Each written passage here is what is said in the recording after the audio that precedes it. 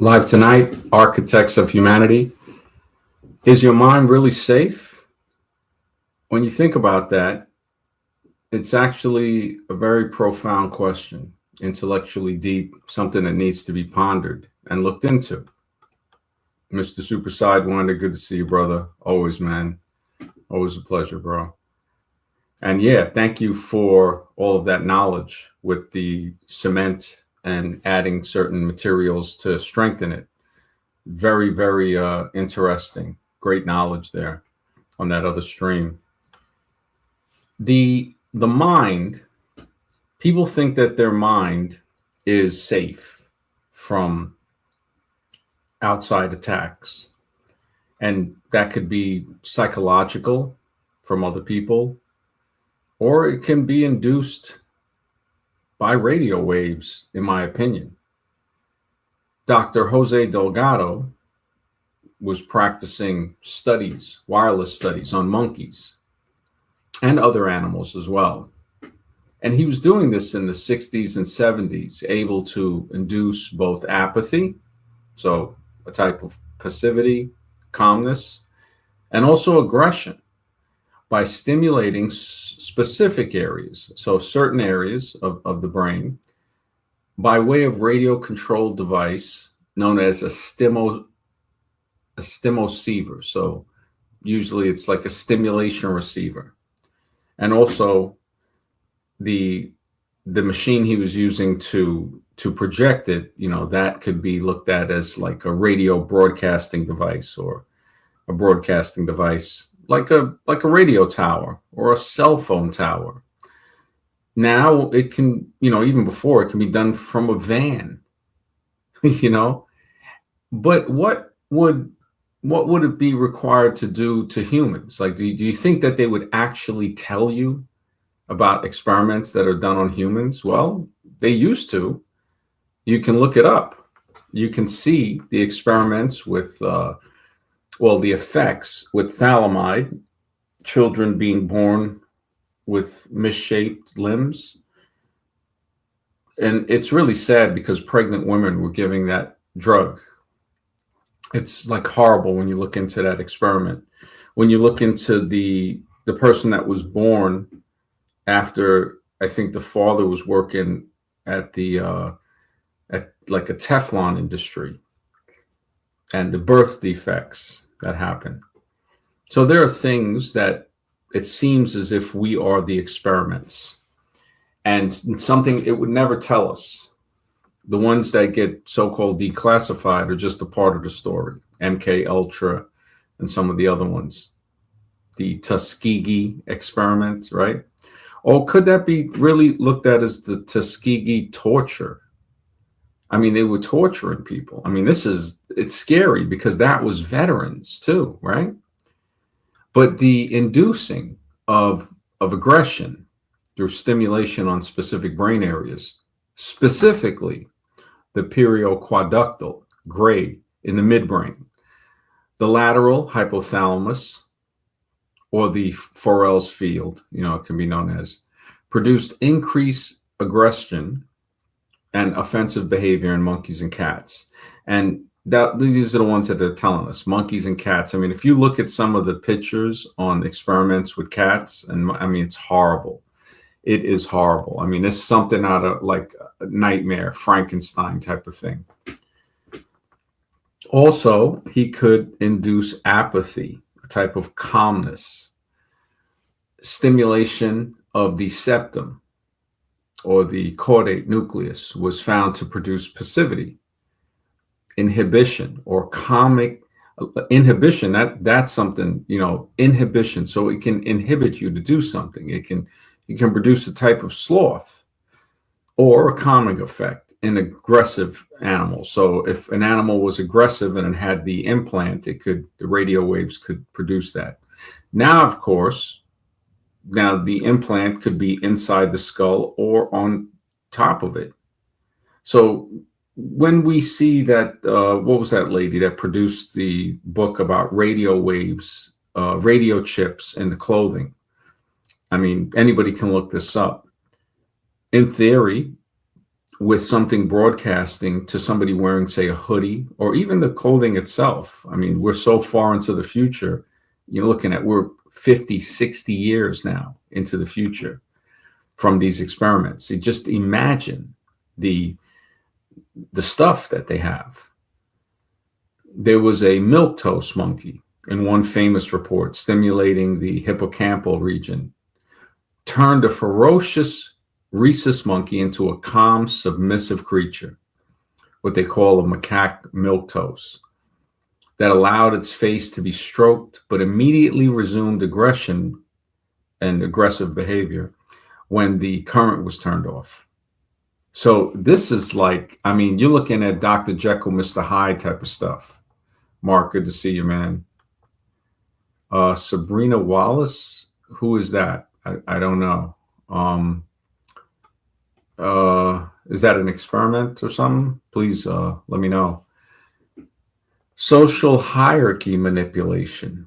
In a monkey colony study, a subordinate monkey was trained to press a lever that stimulated the boss monkey's brain, allowing the subordinate monkey, right, to inhibit the dominant monkey's aggressive behavior remotely. Tell me that ain't crazy. I mean, this is on another level. So the subordinate monkey was trained to press a level to stimulate the boss monkey's brain. So in other words, they're teaching like, hey man, look, we can give you the power to change the aggressive so-called head boss male just by the flick of a switch. And this is real experiment. This is facts. Controlling behavior beyond emotion, these wireless, and these are wireless stimulations, allowed researchers to trigger complex organized behaviors, such as promoting monkeys to yawn, to turn, climb, and groom on command. So this goes far beyond apathy and aggression. This is some Matrix type of stuff, beyond the Matrix. The fact that they can prompt a monkey to yawn, to turn, to climb, and groom on command makes me wonder, and why I did the name of the stream, is your mind really safe? Are your thoughts really yours? The level, I don't know where we're at. She does much research into radio frequencies used against us. Wow. Wow, I need to look her up right now. Sabrina Wallace. Okay. Sabrina Wallace experiments to control humans. To control humans. Wow. Does. So basically conduct. The AI does not want to go into this one, man. See, now it says, no, she doesn't. Yeah. Instead, she claims to be a survivor of. Okay. So she's a survivor of that. She does much research. And okay. So she's a survivor. I see what you're saying. Okay. So it's the opposite. Human area network. She asserts that her body's embedded with nanotechnology. Wow, this is deep, man. All right, Sabrina Wallace was experiments. Okay, so were experiments conducted. Okay, experiments conducted on Sabrina Wallace. To control her. I'll put that in. This is what I think AI is good for. And again, this freaking thing does not want to, man, this is the thing that I say about AI. It's very controlling, man. Very controlled. What it already knows. It's like, yeah, make him work for that answer. Hopefully he'll give up. Maybe we'll hit him with the apathy ray, basically. And you say, oh, I don't need to look it up anymore, right? The apathy ray. That's what we'll call it.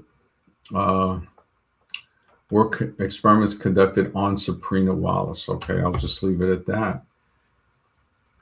Modern witch crazes, Sabrina Wallace's and the targeted, exploring the human biofield with Sabrina Wallace. So she has a TikTok. Eileen McCusick and Sabrina Wallace discuss the biofield. So I guess it seems like it's to control her biofield, maybe. Just the fact that it's not wanting to give me this answer, man. It's a piece of crap, man. So now they're saying there's no verifiable evidence. I mean, this is like when people talk about AI is going to be, it's like a good thing. It's like this thing is censorship on another level, man. The parameters that they put on this thing is just horrible, man. So she appears to have a background as a Midwest-born IT worker. It says here, Techno Cassandra, biofield researcher. Her claims regarding experimentations include childhood experimentation. She asserts she was modified. She was a modified child raised by parents in the OSS and was implanted with military-grade nanotech as an infant. Oh, this is on another level, man. Wow. Cybernetic capture, she claims. Wow. That's kind of deep, man. Sabrina Wallace, man, that is deep. Mr. X, what's up, bro? Good to see you. Hey, just tuning in right now. Looking forward to this. Sounds like a good topic. Yeah, who's in control of your mind? It looks like it's going to be all of us with this AI revolution.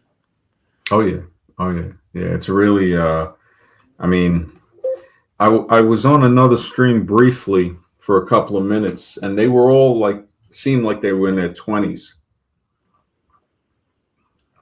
The host was literally, I mean, they're open-minded to an extent, but they literally are still debating whether or not, they accept the official story basically of 9/11. Yeah, yeah. They were like, I told them, I said, look, why is it that, people that want war don't go to war? Why, and he's like, well, we have a lot of pro veterans here that, that want to go. Well, let them sign up and go. Let them reenlist. Right. Don't tell other people to do that. And the fact that they have to ponder the thought. It's like, wait, so, and then he tried to put it into, well, what if you want to, the infrastructure built in the country, and somebody says, well, go do it yourself. It's like, that's different from war, it's like, that's very different from war, and this is where, I told him, I said, critical thinking is gone, man. It's gone. For somebody to compare that, to say, wait a second. So if I'm telling somebody if they want war to go to war, and then you're telling me, okay, so apply that to everything else. I'm like, wow, that's a ridiculous way of comparing it to going to war. And it just showed me how much some people, the younger generation, how mentally inept they are. I mean, I think it's gotten worse. I think it's gotten worse, not better. They say Gen Alpha and Gen Z are the first generations that are not as smart as their parents. I believe it. Yeah. I believe it. I mean, it's like I said, the moon landing thing, that was from, I don't know, some guy in his 20s. So, yeah, the guy who said, I don't want to hear about the fake moon landing or we didn't go. You know what I mean? Now some guy in his 20s. Wow. So, yeah, so it's actually, things are getting worse. They're getting more zombified than ever before. Wow. So he doesn't want to hear it at all. No. So those people are idiots who don't think we went to the moon, the first mission, of course, They don't want to hear it. So, yeah, it's surprising to me, too. You figure it'd be the opposite, but no. Evidently, the people at the top know what they're doing. They know what they're doing. Yeah. Yeah, they really do. They really do. That is, holy smokes. That's why I always said there's not going to be a revolution. It's just, this is all about survival. This isn't about revolution. This is about survival. You can forget revolution. You can forget overthrowing the government or whatever, whatever to fight back. That ain't happening. All our job is to survive. That's it. You know. Yeah, it's like trying to basically. Hmm. It's scary, man. Yeah, Li-Fi light fidelity is a high-speed bidirectional wireless technology that uses light, specifically LED or infrared bulbs, instead of radio waves to transmit data. It acts like light Morse code, offering faster, more secure, and efficient energy internet connection. I've heard they had something with the blue lights where they put mice through the maze. And Hmm. one mouse is on one side, another one on the other side. Same maze. They go through it. They learn how to go through it. One of them they flash with the blue light in a certain, I guess, succession or however they would do it in the experiment, and it affected the short-term memory, forgetting how to get through the maze, when the one that's not flashed can go through the maze again because it still has the memory of previously doing the maze. Right. So they're they've achieved, openly, they're letting people know, that the blue LED light mouse experiment, um, they can affect memory with blue LED light. Wow. Who would have thought that? That's amazing. You found that. That's I never knew that. Yeah, it says here blue LED light in mouse memory experiments is primarily used in optogenetics to specifically activate or inhibit neurons in the hippocampus, allowing scientists to manipulate, create, or recover memories.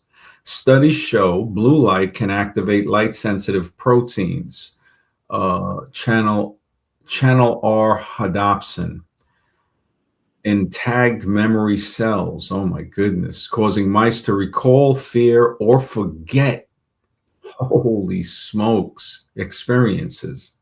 So not only can it cause a mouse to forget it, it can cause it to fear it. That's crazy, man. So it's more than what I had read a while back on it, because this is not a brand new experiment. This is from 2013, 2014, 2015.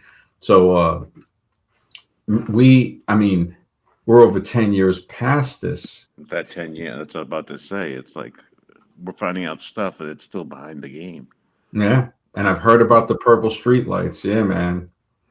Yeah, they definitely, memory retrieval. 2015 researchers used blue light to reactivate specific hippocampal neurons, engrams, to recover lost memories in mice with induced amnesia.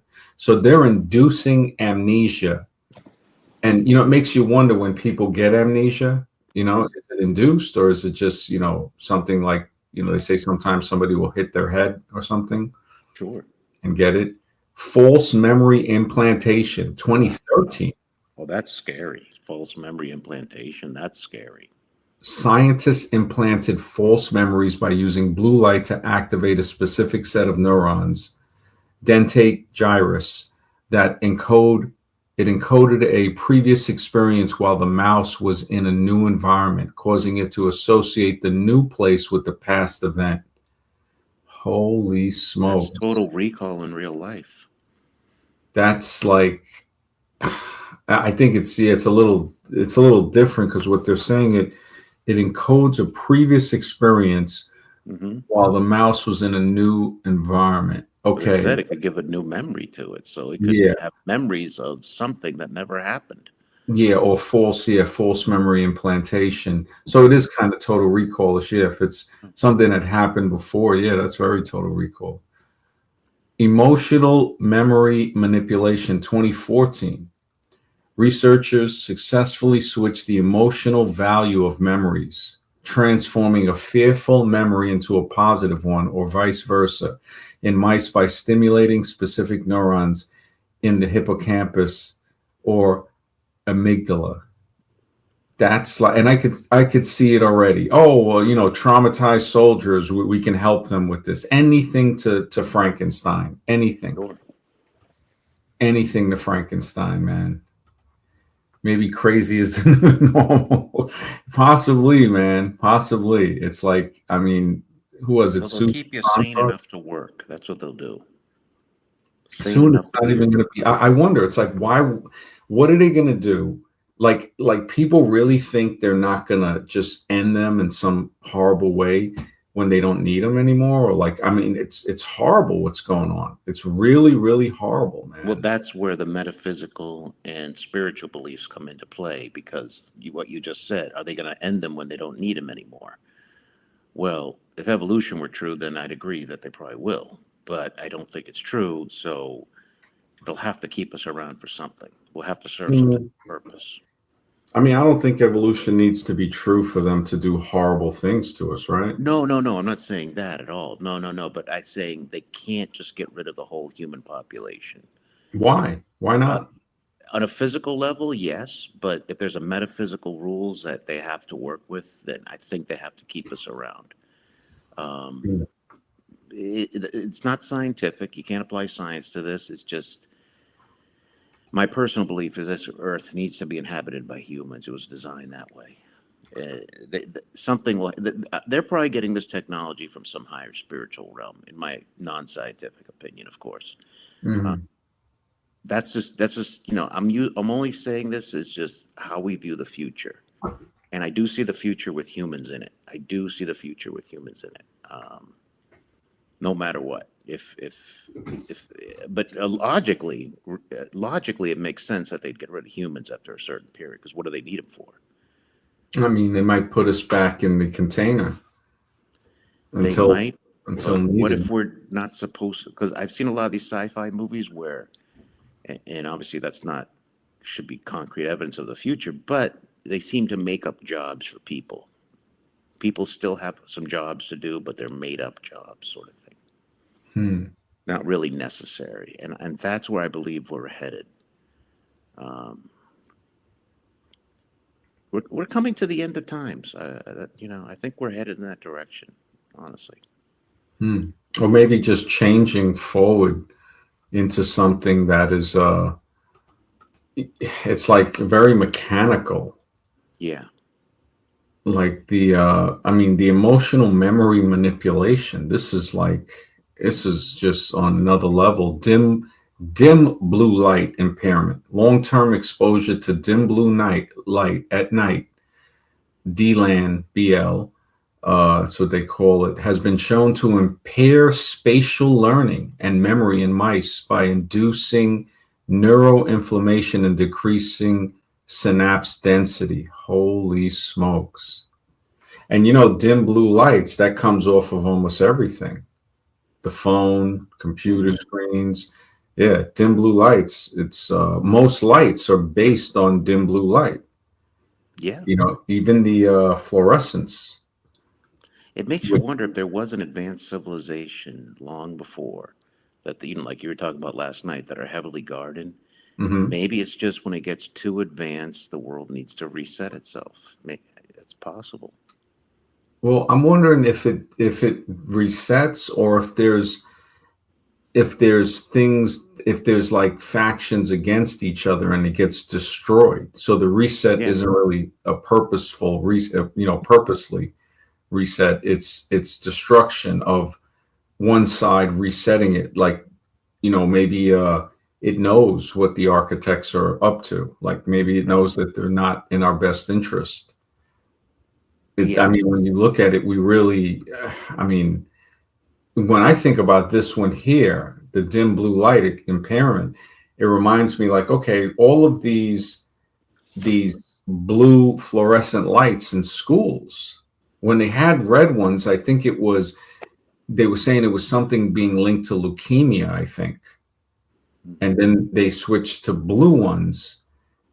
So wow, this is, you know, maybe that could have been causing a and impairing spatial learning and memory in people, actually, in students. And they say that, oh, well, these kids can't learn as well. Well, maybe they're in schools with those type of lights. That would really get people to believe wholeheartedly that some people are not as smart as other people, of course. which now Absolutely. becomes not only a physical experiment, but a psychological one. Yes, it's a very powerful one too. Yeah, to say, because when you look at it, you'd have to be pretty aware to say, well, wait a minute, what if there's something in those children's environment that's messing with their ability to learn?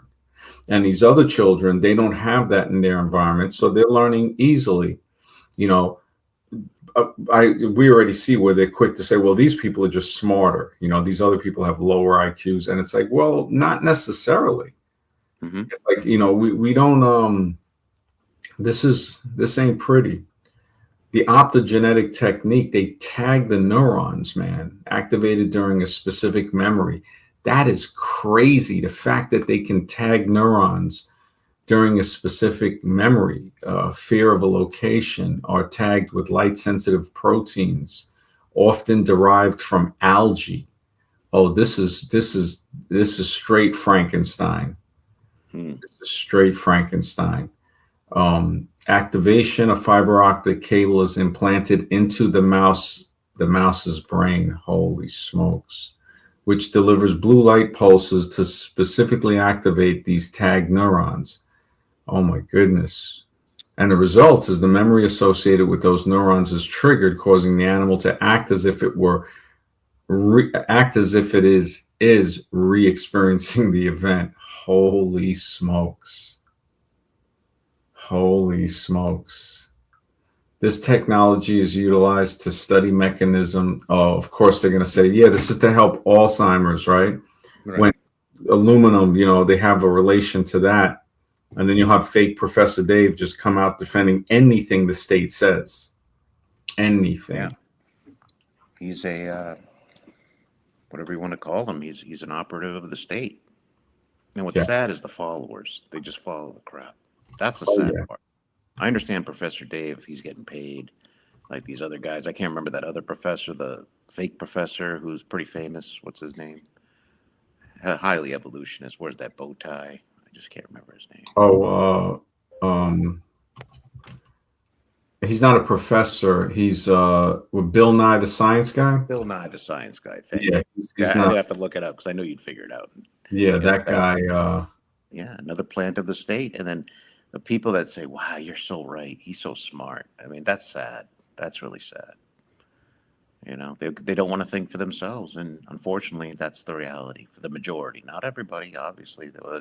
We wouldn't have this stream, but the majority just want to go along with the narrative. They don't want to question anything. Yeah, that. I'm trying to find the study that links to. Yeah, those guys, man. They're so minion of the state. It's sad because I would say a lot of people do follow them, but there are a lot of bots that I think that they have to coerce people into following them. So when they see like a population, oh, all these people follow him, but a good majority of them aren't even people. They're feds, bots, plants. Hmm. And people have talked about that online. I don't know if you've ever looked into the dead internet theory. No, I To never heard like, about that. yeah, they have like when you look up on Google, it has like uh it'll be like so many thousand results for this search, but then when you check, it's the same stuff repeating itself, and people were saying, yeah, it's not as big. They said like there's a large percentage of people on the net that aren't on the net. you Right. know Oh, okay. Alexis, he says Jake is a zombie. Oh man, yeah, to an extent. Without, yeah, you're right, man. Even the strongest black pill minds like Jake can revert back into a zombie. MD, absolutely, man, absolutely, and they can infect other people. They really can, man. It's just if we don't keep our minds strong, it can easily. I mean, when he was with the movie 300 Closets, I mean, that is just like, come on, man. I don't know. But I enjoyed the movie. I'm not gonna lie. I mean, but I look at it as fantasy. Well, Uh, when you think about it, it's like, again, if we look at it from a different perspective and say, why why would we enjoy a movie about mhm. killing? Like, wouldn't it be better to like why? You see what I'm saying? Like why not a movie that has something that makes you feel happy? Well, I'm Or not gonna lie, I got some part zombie in me too. You know. yeah, we all got zombie. I mean, I mean, I like the movie Frailty, Hmm. but the in a way, Frailty, it's a deep movie, man, with Bill Paxton, where he gets, he it's like he gets a religious calling from God to end people that are demons. And he's saying no, he's not killing anyone, he's destroying a demon. And he has to wait for God to put the name on his list. It's a deep movie. It's like wow. Um, but again, it's like now that I think about it, it's like yeah, a movie like The Twilight Zone, like the little shorts, those are more beneficial, like teaching. Yeah, So like those are Eye of great. the Beholder. I don't know if you've ever seen that Oh, of episode. course. No, no, I'm a huge Twilight Zone fan. Yeah. So, So especially for the old ones, the good ones. You know what I mean? oh yeah, that To Serve Man, that was another Yeah, excellent one. No killing required, no violence, no, so I'm seeing that no special effects really necessary. yeah, Not, much more thinking involved. yes. Uh, Penance to a Dream. I remember I mentioned that before earlier. That was a great episode where the guy couldn't go to sleep because he knew he would die. He'd never wake up again. really, what was the name of that one? Penance to a Dream. I'm gonna look it up to make sure I'm pronouncing it. Penance to a Dream, and that was the original Twilight Zone. Yes. Penance a Dream. Let me see. Oh, Penance, Penance. Perchance to a Dream. The ninth episode of Twilight Zone, 1959. Okay, Twilight. Let me Put in the see. chat there. Yeah, Penance. Okay. Yeah. Wow. That was a great Twilight. episode. If you've never seen that one, you're missing a good one. You're really missing a good one. That's if you're a Twilight Zone Oh, you fan. know what? Yeah, I don't think I've ever seen that. That's amazing. I don't think I've seen this one. I guarantee you that'll be one of your favorite Twilight Zone episode of all Yeah, I time. gotta check that one, man. Yeah. It's one of the originals. It's the ninth episode, so it's when it was really good. But Yeah. Yeah. the guy cannot fall asleep, otherwise, and he doesn't. I mean, I'm not trying to, but it's just the whole point of it too. But it's kind of related to sleep paralysis. I think part of getting out of the zombie state is understanding that there's a metaphysical realm. I think Mhm, that's you can't not believe in that and mhm. get out of a zombie state. I don't think it's possible. If you just remain in the physical, that all this is all there is, you're going to stay a zombie. Honestly, Yeah. Yeah. You're right about that. It just I'm gonna see if yeah, I can't find the study for the leukemia with the red lights. I guess I might have had it. It might be on Dr. Ott's. I had this VHS tape where Dr. Ott, um, he was doing experiments with red and blue lights and stuff with fluorescence and plants and people. hmm It's for a dream. yeah. I put in the chat there in the public chat. Oh, okay. Um, I just want to see if AI will say anything for it. Surprisingly, right? If I ask it a question about something scientific, it makes me. It's like I could see how it makes me work for it to where sometimes you just give it up. The lady looks familiar. I might have seen this and don't remember it fully. Maybe they hmm hit me with the blue light, and making me forget it. But when I think about that, it's like, man, it's got to be affecting us right now somehow. So this was by Charles Beaumont. They said that the other guys kept writing for Charles when he was incapacitated, so he could still, I think, get a pension or something. Very, very caring people in the writers' staff. I think Rod wrote more than half of the episodes. I think he wrote. Wow. So the dream is Yeah, it's a dream that he can't go. He just refuses to go back to sleep because he'll know he won't wake up. And It's pretty intense, you know. The it's. I mean, I don't want to spoil it, of course. Yeah, no, no, Enjoy it, definitely. but Oh, yeah. it's just an intense dream, and basically, if you die in the dream, you die in real life. Wow. Yeah, I'll see if perchance to it. Perchance to a dream, yeah. That's what it I is. Okay. mispronounced it. Yeah, Oh, okay. I see it now. Yeah. That yeah, so that's that one 1959. That sounds like a good one, man. it is. Yeah, it's one of the classic. Alexis says well most men know is closet. Honestly, man, I think it goes back far into history. I really do. Yeah, what do you think about that? Do you think because of the Greeks and everything, all those, even the Uh, Romans, was very hetero, honestly, but was I think it might even go back to the pre-Adamites, way before them. hmm Like if there was male workers alone created, uh, because it really seems like this is just a theory, my speculation that like how the albino template is in all of us and it'll pop out, you see it in children and stuff. That gene or that original thing with the closet, people are it's not natural. I wouldn't say it's natural. I would say that on in our creation way, it's like we are like how we adapt. And this is a tough one because people could misconstrue it. It it's like because I had stumbled upon this about 15 years ago and I was researching and a friend of mine goes, "Well, where's the research leading with human origins?" And I said, "Man, I said, there is so much closet around us." I said, "I don't know if it was like the beginnings were that. And then females were created. I'm not sure. But if I look at what I see today and see the minority of purely heterosexual men, it really makes me wonder like, man, could that have been not the natural, but more like how the albino might be the original template?"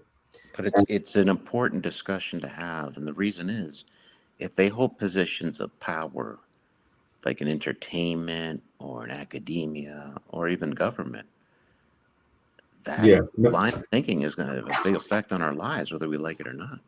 Oh yeah, whether yeah, it's there. I mean, Alexis says, I don't think natural is the right word, but possibly original. I mean, I don't think we're supposed to be that way. It's like because why else are most men like this? It's more like how and this is where I got to figure out a way to put this to where people won't think that people that are less melanated would be more closet, but because we see a lot in the melanization people as well. But True. just the way people are adapting to the surface in different ways and different shades and different hair textures. They try to say, oh, Afro type hair evolved to protect from the sun. No, it adapted to protect from to the sun. So we see this with straight hair and even straight blonde hair getting darker and curly and even afro-like texture after radiation. So solar radiation we see does cause the skin to darken. It does cause, over time we see that melanin is on top of the blue eye and other colors, and the hair as well.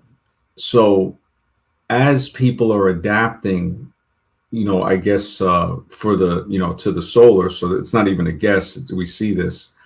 Could it be that the majority of us start to adapt into heterosexuality? And Alexis has a really good question here because, we think about that and we say to ourselves, like, wait a second, when you look at the samurai, I mean, they were saying that there's some studies saying they were butt pirates and just used women to breed. When we look at a lot of stuff in Afghanistan and these other places. Now, I don't know if Jake could confirm this, but other people have that have been there, and they told me, yeah, they try to say. I've heard people use the saying that the men are for fun, but the women are for breeding. So again, it's Fruit City, and the Doesn't the Greeks. Marines have a history of that? Of Oh Fruit yeah, City? they have a history, and that's when Jake was saying that stuff about the brotherhood. I said, wow. So you don't want to be hanging around with chicks, right? Or like a pretty girl. You want to be hanging around with the closet hood, basically, Hmm. without knowing it's closet or without admitting it is. And nothing against him for wanting to do that. He probably doesn't even know. I mean, this is where Alexis brings in some really good questions, man. Hmm. We should do a stream on why most women Alexis is, and why they deny it. Alexis, oh brother, He's you coming are. in hard tonight. Maybe Jake will come out. Oh my goodness, that's hilarious.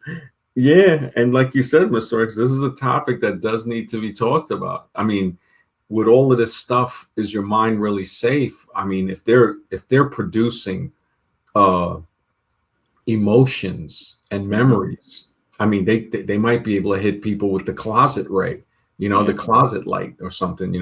This is crazy, man, but it's interesting when you think about it, because it's like it's a serious form of population control without a doubt. Yeah. I mean, yeah, it just, and guys that they might, because when you look at the Greek culture too, I think there was in some writings where they said it was normal for a person to have a wife, but also have like a 16-year-old boy, or adolescent or something, or you know a Hmm. teenage lover or something. I mean, scary stuff, bro. And I've watched a lot of documentaries and done a lot of research because I just found it interesting about, like the Ted Bundys, the Night Stalkers, all these people. Hmm. And there seems, you know what I mean? Like when somebody is let's just say, a butt person or whatever, you know Hmm. what I mean? Yeah, yeah, I'm trying to food. be as easy as, for the Hmm. stream's sake, Yeah, yeah. but they don't know it. I think they call them latent. Basically, they haven't evolved. They just Hmm. unaware Yeah, used. it's like a latent gene or something. Right. Try to say, yeah, That I've heard something. creates a lot of danger, a lot of anger, a lot of hate. You know what I'm saying? Especially towards women. And there seems to be a lot of commonality in that in some of these real psychopaths. You know what I'm saying? Yes, yes. Very And much like almost a hatred. right. That's why that saying, and I won't repeat the acronym, of course, Yeah, when yeah. Jake was coming on, I never liked that shit. Yeah, I me never, neither. I never liked it, man. And we knew it just wasn't true, too. yeah, it's not It true. was, And it also gives us a bad name. It's like when yeah, we're running the other channel, it makes us look like a bunch of angry, hateful men, and anything yep, that's far from the truth. yeah. And he might be, yeah, he might be unknowingly saying that from the closet, Yeah. just not even knowing. It's like, bro, every time you say that, one, it's not true. Two, it's showing the hatred because of your rejection. That could be it too. Like the guys that get rejected a lot like that they can come out with anger, you Sure. know. Yeah. Mr. Suicide, why he says I hate this wrong, man. Hmm. Yeah, that's keeping it real, bro. Magic Man says it all starts with the mother. I think it could go back a little further, man. I think it's more because Ted Bundy, he had a good mother. The mother Yeah, was fine. He didn't have any yeah. problems like that. I mean, I'm not going to say that the mother can't play a part in it, because that No, could be a very big part, but I think it it's goes like, deeper if though. I it's in really the think it goes. genes, yeah, Yeah, because you got some people that, like I've said it before, there's three ways that I've came across in research on how a person would be that way, right? mhm, Um, One, they could be um, you know, they could be born that way in the son theory, to say, okay, genetics has a way where you're not going to breed out other people. So if you have three sons, if you look at people that have three sons, I'm not saying always, but they say it's like over like maybe 60 to 70% chance that third son is going to be not hetero. And mhm. I've noticed this in many families. uh, the fourth son, you would think, would definitely be non-hetero, but I've noticed the fourth son in families with four sons, the fourth son is usually attracted to women of a different phenotype. So Mhm. they would be, if it's a white guy, he's attracted to black girls. If it's a black guy, well, attracted to white girls. You know, we do see it with the other thing with black guys and white girls, but I think some of that is kind of conditioned in a way, I think it's or more conditioned, yeah, a little yeah, bit. we do see that, and But like I've seen it, it's 100% genetic because I remember my when I was married, my ex brother, the woman was obviously a dyke. I mean, she and her brother was gay too, mhm. but she had that. You could just tell she was settling with a guy for the comfort, but she kind of liked women. Yeah, And kind of like that was her beard. yeah, Yeah, kind of like, yeah. So it's like, and and nothing both against people that choose right. their orientation as their They choice. had Okay. two sons, Hmm. and I swear, one is pretty much came out as totally that. You know what I mean? And the Hmm. other one likes to dress as a girl a little bit, likes long hair and So they everything. both. The sons came out, so it's Well, 100%. you know what I've noticed in people, in the men that are, you got married men that are clearly closet. We see them married Sure. with kids, and the majority of them that I've seen all have daughters. Hmm. All have daughters, and usually two daughters. Yeah, it has me like, wow, that's makes me wonder. It really makes me wonder. Like nature saying, like, look, we know what you like, man. You ain't, it's like this is, we're gonna produce it in this way. That's something, man. That is something. I mean, I don't know. I don't think I chose to be here. I'm not sure. That's a question where I've heard people say they chose to be here, and I've responded to Whoa. some with, well, what if you did something to where you were put here, you know? I have So an we got, answer for that. I do have yeah. an answer for that. Mhm. No, you didn't choose to be here. Your number came up, but you did have a choice in the type of life you led. That Mm, you did have a choice in. And why would somebody choose a miserable life? Well, because they didn't want to love this planet. They wanted it to stay with the creator, basically. That's what it is. mhm, And they also thought they were up for the challenge, too. mhm. But, easier said than done. We're Yeah. looking from the other realm down here to think, I mean, okay, I can handle a hard life, just like, going into the military. I could handle this or that. But easier said than done. You know what yeah. I'm saying? It's easy. I mean, so that's one way. Yeah. We have the other way what Mr. Superside wanted saying people could choose. So we got, okay, somebody might say they chose, somebody might say the number came up, somebody might say you got sentenced to it because of maybe something that you need to see this lesson. Yeah. And another Come on. one, there has to be the unknown, like Of we might course. be here for reasons that we don't know. Magic Man says Ted Bundy's mother was his grandmother, his sister, and his mom was born out of That's wedlock. true. That's actually true. Yeah. It was his grandmother that mostly raised him. That's 100% correct. Yeah. Ted But Bundy's mother was his grandmother, his sister, and for the his mom. longest time, he thought his grandmother was his actual mother. Oh, okay, okay. Yeah, I mean that dude just ridiculous. Uh, yeah, but thanks for letting us know about that, man. Hmm. Alexa says, MD, why do most the closetest men, deny it and act like they like women? I think it's because to me, that's like chameleon predatory. Yes. So, like the guys, like look at the guy Jack Murphy from 21 Closets when he was sending his wife out on Tinder to bring men home or to Oh, sleep with them and then come home. And I mentioned to Hold the Truth, I said, because he was like, why would he do that? I said, because he doesn't want a woman that smells like a woman. He goes, he wants a woman with the scent of a man on her. And he was like, holy smokes. I said, that's my deduction of looking at it, my assessment of hmm, why a dude would do that. Like, if he has to sleep with a woman, he doesn't want to sleep with a woman that is fresh. He would rather the scent of, because when you see these guys that are with, 10 guys and one woman, these guys can't tell me they're straight no.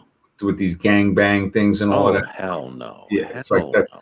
crazy, nut rub city and all. It's like, get out of here, Or when man. they do DP, the Oh, DP it's just, yeah, action. that's the nut rub city. Yeah, it's Yeah. just Their nut. balls are flapping against each other, for Yeah, crying out loud. it's just it's straight tennis. It's paddleball. I would It's never like, want to do an act like that. yeah, Ever. yeah. I mean, a bunch of girls, yeah, that's fine. Mm-hmm.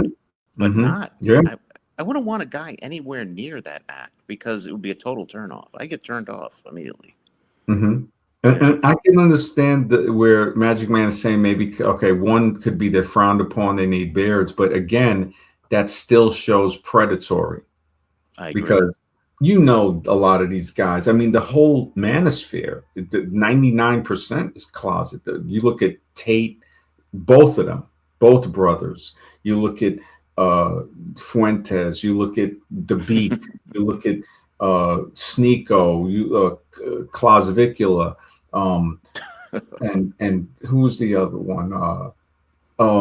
Oh man, I forgot his name. He's the weird looking dude. He wears the tight suits and stuff, and he's just he just came up. Somebody was doing a video and it popped up on him. He was with all of them in the club, and these dudes are just like they're no women, and it's like they're hunting for men. I mean, they're just under the disguise of, hey, let me help you improve. I mean, it's like samurais looking for boys. I mean, and we saw that prominently in the sphere. Yeah, yeah, it's a tricked, trapped. Yeah. Oh, you feel for being here, so you were tricked to come here. Trapped could be that is another possibility. So we have the choosing. We have uh by maybe your number came up, maybe by chance, maybe by Hmm. mistake, and maybe being tricked. There's a lot of different options on why we might be here. And there's, I mean, the big thing that I think about is like we don't even. I don't know what like what kind of like what is a human like what am I really like am I really like I know the metaphysical part of me is Hmm. something that I don't even know what it is. So it's like I don't know where I am. So they say this is planet Earth or the realm or whatever. So I don't know. That's very important because It is. that assumption, right? But look at the dream you had. I'm not going to go. I'm not going to ask you, to Hmm. go into detail with it, but it affects your life whether you like it or not. The metaphysical realm. You Yes. can't escape it. So it's Yeah. you. People can deny it all they want to. Fine, deny it, but you're going to live it. Oh, It's they'll not make up chemical stories about that. The evolutionists. Well, the dreams are just, it's like as if they know everything. right. But then Breakfast Tacos freaked out when I tried to go into detail about sleep paralysis. He didn't want to hear it. It's like, stop this right now. And I wasn't even talking to him directly. I was talking to somebody else, Mhm. and he didn't. He wanted us to stop the conversation right there because, and he gave it away. He had a really bad experience with sleep paralysis. Mm, That's mm. why he wasn't out of suppressing information. It was out of fear. That's the place he doesn't want to look into. That's the yeah, fear. That's the Can't sneak. You can't get away from it. It's not going to stop you from having sleep paralysis. it's like that movie Dune where he says, yeah, that place you don't want to look to. He goes, when he tells her when you look there, you'll see me looking back at you. Right. So it's like that yeah, I could clear I something popped up with that before I started the stream saying he's on vacation or something like that. Tennis, straight paddle ball, straight yeah, man. They just that whole thing. When you look at like some of those porn things, it's just like they'll have the pretty woman. I mean, some of the prettiest women, and it will be a closet fest. I It's know. like why would I even want to watch that? Well, they You said know? 90% of the guys who do that stuff are Yeah. not One pretty. girl said 95%. Yeah, that's where I got that stat from. I forgot where she was. I don't know if it was Vlad TV. I think so. Yeah, I think it was. Yeah, and one girl tried to say 75%. And then this other one came on a different interview, and she's there with Lexington Steele, this, I guess, the main star. And he tried to look at her like no, like what do you mean? And right there, the way his react, I was like, this guy is deep, deep in the closet. And yeah, yeah, girls would come out and say, yeah, at least 95% of them, because when they're playing paddleball on a deep, it's like, come on, bro. Matter of fact, they go even, I've heard of things like, two in the same hole and stuff like that. It's like, Yeah. what? They tried to interview a guy about that, and he tried to backpedal. Hmm. I think Vlad was like, look, so what are you thinking with that? You're telling me you're straight? And he's like, oh, well, the other guy wants that, and I want it. And, so we both, and I'm like, this dude is just, yeah, I mean, and it's amazing too that they'll do this stuff. It's like, why would you do that to your body? Just destroy it. You know what I mean? it's such a low vibration. It is. And, I mean, they can I never blame it got on turned the on by lights. it either. I only get turned on by women. That's it. Yeah, exactly. It's like one guy, I remember it was like some dating show, like a love connection. It was, 15, 20 years ago on television. And the guy says he draws his own porn because he doesn't want to see another guy's thing, on the porn. He goes, he doesn't want to look at another man, even if he's with a woman. So he makes his own cartoon stuff. Hmm. And even that, I mean, is kind of weird.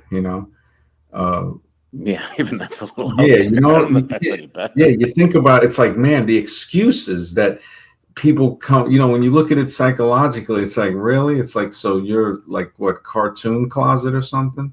Yeah. And humans are, oh yeah, Agent Smith, man. Yeah, I mean, I wouldn't say a virus, but it's some type of experiment. Hmm. It's like it's like how Dr. Delgado has the monkey doing, hitting the lever for the other monkey. So the subservient monkey is hitting this for the other monkey. And so what if we're like that? What if whatever's doing experiments on us has us doing experiments on not only animals but on each other as well? And that's what we see clearly. So it's not Yeah. even a hypothesis. This is the fact. We see humans, but those humans could be being controlled just the way Delgado was controlling the monkey and said, "Hey, when you flick this switch, you'll control the boss monkey. So now you have control over him. If without the switch, he has control over you. So a human is giving the monkey power over another monkey. Hmm. And we could see maybe something is giving humans power over other humans. Right, but you won't get to read about that in the nightly news or Oh, in a definitely not. paper. No, Definitely they're not. not going to publish that information. So all you're They're left with never is going to weird. put. That's what I tried to talk about on that other stream Right. with those younger guys, and they just like it was some of them were pretty cool. There was about, I think, 3 people on the panel, and then when I left, there was maybe like a couple more jumped in, and they were cool. They were like, "Yeah, come back." I was like, "Look, I just I'm setting up my stream, so I saw you alive." And that's where I saw one of the things. The thumbnail says "Breakfast Tacos on Vacation," and Hmm. yes, Lewis, I think, is the guy that's streaming. I guess with that thumbnail while he's gone. I guess.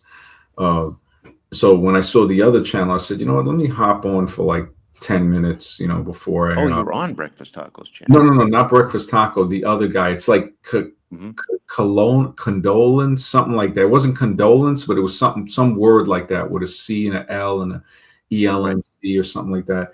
I forgot the name of the channel. Well, it wasn't a lot of people, maybe 8 people on. He's got like maybe a little over 1,000 subs, but cool guy. He was really nice. But it was like when somebody takes it too methodically, like, well, the Patriot Act, it benefits us in the way that, we wouldn't have another 9/11. And I'm like, holy smokes. I'm like, we can see through that. It's like, so you're Right. telling me you don't see that 9/11 was orchestrated to push in the Patriot Act, to push it through because they would had like stuff before 9/11 wanting, if they read PNOC, Project for a New American Century, that talks about a catastrophe to where something like the Patriot Act would be introduced. So it's that problem, reaction, solution. And that's just the psychological part. Now that we see we got the lights, and the lights ain't new. The radio waves ain't new. So it's like, I mean, there's so much things. this is why I was like, maybe there's many factions that are fighting with each other on much higher levels than us. Right. And when one does something to the other, maybe they cause not the reset, but the destruction. That it's like, okay, maybe, who knows? Maybe they're fighting for us. Maybe they're fighting for a free world that we don't even know exists or we could experience. Um, we do see that the control was less. We, especially you and I, because we're older, Hmm. um, we see it and because we think openly, because there's guys that are Gen X that are just idiots, so we know that too. Sure. They're just straight, on the political zombie type stuff. Yeah, yeah, when I think about it, it's like, man, uh maybe I need to find a girlfriend quick before everybody foot. Yeah, man. Hey, I recommend. Yeah, it's if it's possible, because it's getting even harder with that, man. Right. Yeah, yeah. That's it. To get something that you want to sleep with, that you can even function, it's like might be non-existent. There you go. Yeah, what you want. That's the key question. I've always said every guy can get a girl. The issue is, can you get one that you actually like? Yeah. One of That, my friends, he's much older. He's I would say a boomer. He's 70, hmm. and he he's dating a girl at 66, Hmm. and he says he doesn't even want to sleep with her. He's been with her for 2.5 years. He slept with her like 3, 4 times. One time they were camping. Hmm. Oh my goodness. And it's like they sleeping in the back of his, like he had a SUV with the cap and stuff. And he goes, man, he goes, I turned over toward her, and he goes, all he smelt was ass. Oh, And he had to turn back the other way. I was like, oh my goodness, yeah. Who wants to sleep with that? A I was girl like, smells that like is ass. disgusting, bro. Yeah. Yeah. And it's like, and he was telling me, he goes, oh, it's like she just, I didn't even know what to say. I was like, bro, I can't even, I'd it, rather be at home alone, yeah, honestly, it's like than there's smell bad. nothing wrong with being with yourself. It's like that's better than that. It is. And I guess the times he did sleep with her, it's like, even when I guess they weren't camping and she maybe didn't have the full funk or whatever. He was like, yeah, it's just unappealing, and That's why you there's know, nothing wrong with pay for play, the right way, of course, not some yeah, yeah. free. Because guess what? You get what you like. Hmm. Would you rather have not pay for play and get a girl who smells like ass? Oh man, Who's forget support? that. Yeah, it's just that's crazy. Yeah. Hmm. Super Side once he says, "Oh, I ran into Propaganda. I asked him to contact you." Oh, thank you, man. Yeah, he's always welcome to come on, man. To be cool. I know he's got it. Thanks, man. I appreciate that. Yeah, I figure let him know. I was thinking about making that stream with with Sage and Confused, because it was a long stream, like 5 hours, but I mean, he was saying the F word like constantly. I was just like, Yeah. I think it's from trauma, because I think he's like on the other side, like later on in the conversation, he said something about the Harry Potter woman. What was her The name? Harry Potter woman. Yeah, because I guess because I looked it up after, and I'm like, well, what's he saying that what she said, that he's done with her, and What? yeah, because she made a comment about the T-Rexes, not Hmm. like something being like they don't exist as kids, and so him saying, oh, he has nothing to do with it, I was like, oh, so I put two and two together, and I was like, I think this guy, like the Lou Reed song, where he says, "Hey guys, take a walk on the wild side," and the colored girls go doot doot doot Do-do, doot do-do, doot. do-do, do-do, Yeah, do-do. so I think he might be doot doot doot. I think we get a Um, lot of that here in this space. Unfortunately, oh yeah, to it. yeah. I'm not blind to it. It's even in the old channel. I don't. Oh, it was Glad crazy they on didn't. the old channel. It was No, everywhere. It was, you everywhere. couldn't That's even what Scribe avoid didn't it. understand. That's all you were attracting was sus guys. I mean, really, if it comes down to it, a lot of these guys. You know what I mean? Yeah, I mean, it's like Alexis is funny. It's like we do a stream on that so Jay can come out. That is hilarious, man. It's I mean, the amount of people. That is, yeah. Oh, Mr. Super Sidewinder is a boomer. Yeah, man. A lot of knowledge from the boomers, man. A lot of knowledge, man. Definitely. But yeah, the other one, it was crazy. The other channel. This one, people still, because when I thought about that, and I said, I didn't think about it on the stream, Hmm. because I was like, all right, the Harry Potter, Rowling, J.K. Rowling. Right. Um, and I'm like, I just kind of let it go in passing.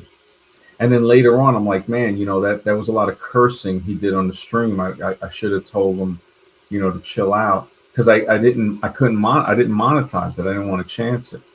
And then I said, let me look up, what quote, maybe something she said. And that's when I saw she was like, yeah, the T-Rex ain't, they don't exist. It's like a mental thing. Why would somebody? As Yeah. kids, not adults, but as kids. So But she's still, saying why would it's you get angry about that unless you had a the serious issue? only yeah, and that's when I put two and two. I said the only reason he would get angry is because maybe he was a T kid. Yeah. And hey, nothing against him. He's very got some good conversation. I'll tell you that he's smart about a lot of stuff, but Hmm. to get so uh it's like, what do it's like, what are you ready to boycott the lady? Which people did when she did that. I think like a lot of her fan base, like, they went against her, and she employed a lot of people in that movie wasn't straight. I don't know if you knew that. Yeah, I wasn't a big Harry Potter person. It's kind of after my time. So I never really paid too much attention to it. Just at Universal when I went, we'd see Harry Potter, the attractions and stuff. But I never really read the books or watched the movies, to be honest with you. Yeah, no, I saw a little bit of the first one, like when it came out, like, it was on after it went to television or whatever. Hmm. And I didn't like, watch it, but, I saw pieces and clips, and it Right. was like, uh, we would make fun of the other ones, like around by, I guess, by the mid, like maybe 2009 and 10. They had the something Hollows. I don't think it was let me see, Harry Potter. It was what was it? It was Harry Potter, and because we were making fun of it, and this guy's girlfriend got mad. Harry,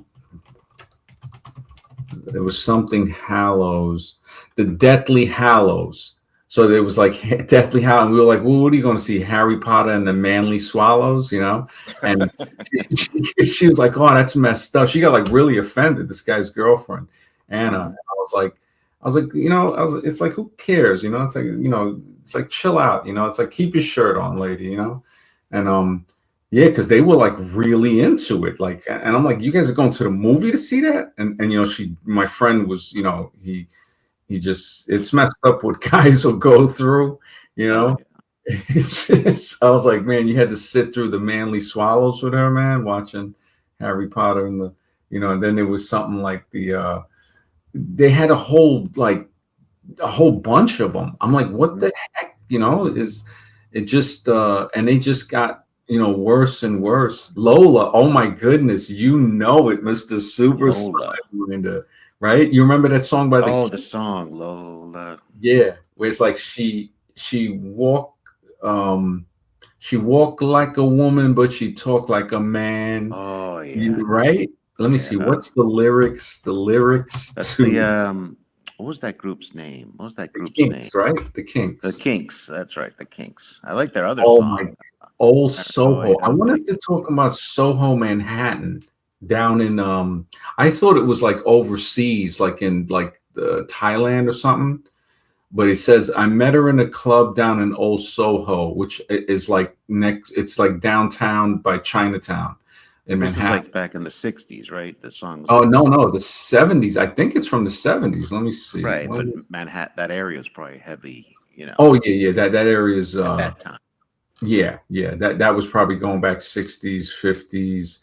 Trying to see when it when I think it came out in the 70s. I think I don't see it. Probably. I'm on the page with the lyrics, and You walk like a it's so woman. it says where you drink champagne and it tastes just like Coca-Cola, and that's when he says Cola Cola. It's a catchy tune, man. Oh, it is. And I asked her name, and he goes, "This is." He goes, "Well, I'll." This is the. He goes, "Well, I'm not the world's most physical guy, but when she squeezed me tight, she nearly broke my spine. Oh, my Lola." And then he says, "Well, I'm not dumb, but I can't understand why she walked like a woman but talk like a man." Holy Wow. smokes, Well, they're bro! promoting it way back then. Oh yeah, he says she picked me up and sat me on her knee and said, "Dear boy, won't you come home with me?" Wow. This is just, oh my goodness, man. Goes That, back. It goes back. It was more hidden back then, but it was there too. and it Because said, New York in the 70s, that area was heavily, oh, heavily. heavily, yeah. That was the disco era. It was just, yeah. And some the music from the disco era was great. I have to It admit, was. yeah. You'd The really want to dance to it, Oh actually. yeah, Felt it like was dancing. always happy dancing. It was great. Casey and the Sunshine Band, and you know, Yeah. uh, a lot of them. I mean, even a lot of. I'll tell you one thing. People, the gay singers make some good music, man. Elton there is John no was great. prejudice there. I mean, you got some great artists that are not hetero. That No, I 100% agree. Elton Yeah, John, and yeah, fantastic. Flaming, matter of fact, Flaming, like Sylvester, the black guy from the late 70s, You Make Me Feel, right, Mighty Real, Oh, yeah. Do You Want a Funk, Disco Heat. I mean, those were jams, man. Born to Be Wild, no, Born to Be Alive, Born to Be Alive. Born to Be I don't know Alive. if you remember that one where I The forgot. Village People, more in the Navy. No, no, it wasn't the Village People. It They were was good, though. I enjoyed them. the Village People. Yeah, the Macho Man and all of that. It was Yeah. a little. Macho Man was it actually that song, like when you listen to the lyrics, it's hilarious because he's like, everybody wants to be a macho man, Yeah. and then it had a vibe. I'll give it to it. It had a vibe, like, the body, Hmm. everybody want to, it had a vibe, but Sylvester, Born to Be Alive with I forgot who sang that. Born to Be Alive, because it was like, because he's saying we were born to be alive. It's. I know that. I know the song. I just Yeah, can't remember because the guy. they yeah, oh, Patrick Hernandez, Yeah. because they experienced so much prejudice, and Hmm. that's what sparked the disco ever. They said that the cops were raiding something downtown, and they had enough.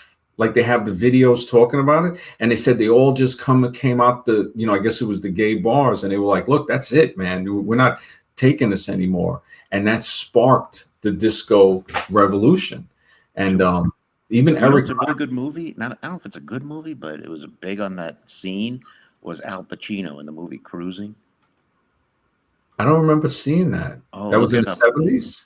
70s. It's. I think it's 1980. He plays an undercover cop. He's looking for a serial killer who's attacking the gay bars.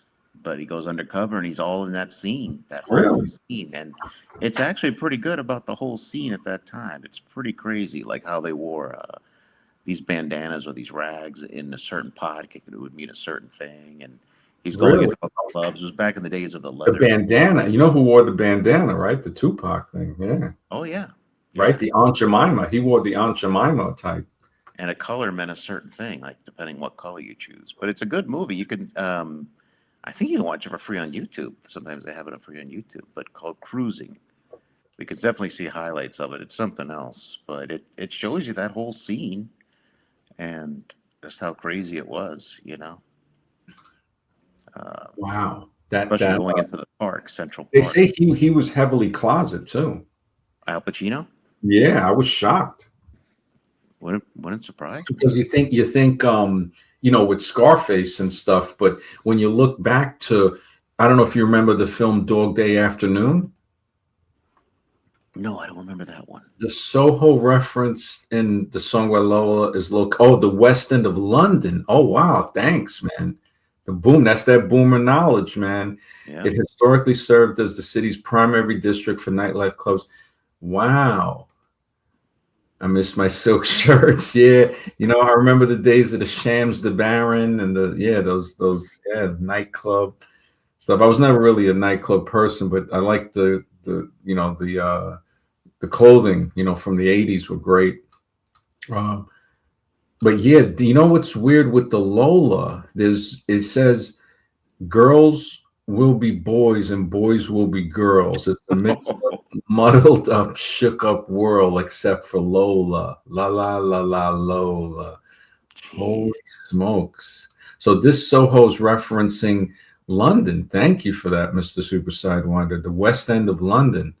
Wow. So it was there. Let me see. Lou Reed. Lou Reed, you remember Take a Walk on the Wild Side, right? Yeah, I remember that. Oh, of Yeah, course. Lou Reed sang that, and he was like plucked her eyebrows. So Holly came from Miami, FLA. Yeah, because this was a slow song. He's like, Holly came from Miami, FLA, Thought she hitchhiked. was James Dean for a day. Yeah. Yeah, something like, and they said James Dean, he was deep in it. Sure it was. Yeah. They said that he was so bad he would go to the clubs and have men put their cigarettes out on him. Jeez. Like, I mean, some crazy. I mean, when you know who knows a lot about that? Diego knows. Oh, When really? he came on the show, man, his knowledge of Hollywood closet is ridiculous, bro. Hmm. Ridiculous. I was like, holy smokes. And he was like, yeah, this and that. And he's a pretty cool dude. I mean, he yeah, yeah. I Well, I gotta make welcome anybody who has good knowledge. You know what I Yeah, mean? That's he's a great. good. I had made I got to unprivatize it because the second interview, he cursed a lot, but being that I got the one up with you know, Sage and Confused, Gaia the Sage, and all he did was curse. I was just like, man, I wanted to tell him something, but I just, I don't know. Sometimes I just, for new guests, I don't really like to say too much. But at the But same yeah, time, it's not anything personal. There's rules yeah, in place. yeah. I could see maybe it's like they said when the guys came back from Nam, Hmm. they would be at the dinner table like pass the F and salt, pass this, give me a F and fork, and it was like they had to retrain. Like, look, man, you're home, you're at the dinner table, you don't got to say F and all the time. Hmm. And I kind of noticed that with him, and it could be the trauma from the growing up. Who knows with you know I think he's in the USA. I thought for some reason I just thought he was like overseas, but yeah, the lyrics for The Wild Side: plucked her eyebrows on the way, shaved her legs, and then he was a she. She says, "Hey, babe, take a walk on the wild side." That's crazy, bro. That's crazy. And then he talks about another one that's Holly, then Candy. Candy came from out on the island. In the back room, she was everybody's darling, but she never lost her head, even when she was given head. She said, hey, hey, take a walk on the wild side. I know. Yo, these songs are hilarious, man. From the 70s, it is hilarious. Yeah, Saturday Night Fever, Define Disco. You're right. Yeah. And Oh yeah. John Travolta's like straight Flame City, right? Oh no, no, that's 100% Yeah. confirmed Yeah. because I have relatives who work in media, Mhm. and they know 100% that he is Yeah, 100%. yeah, he just, and when I was a kid, I didn't know, I mean, yeah, just Me okay. But then neither. when you look Yeah, back at it now, it's like, oh, forget it. I mean, I with think all that's the the case of most of Hollywood. Hollywood is very, yeah, yeah, yeah, very closeted. definitely. Yeah.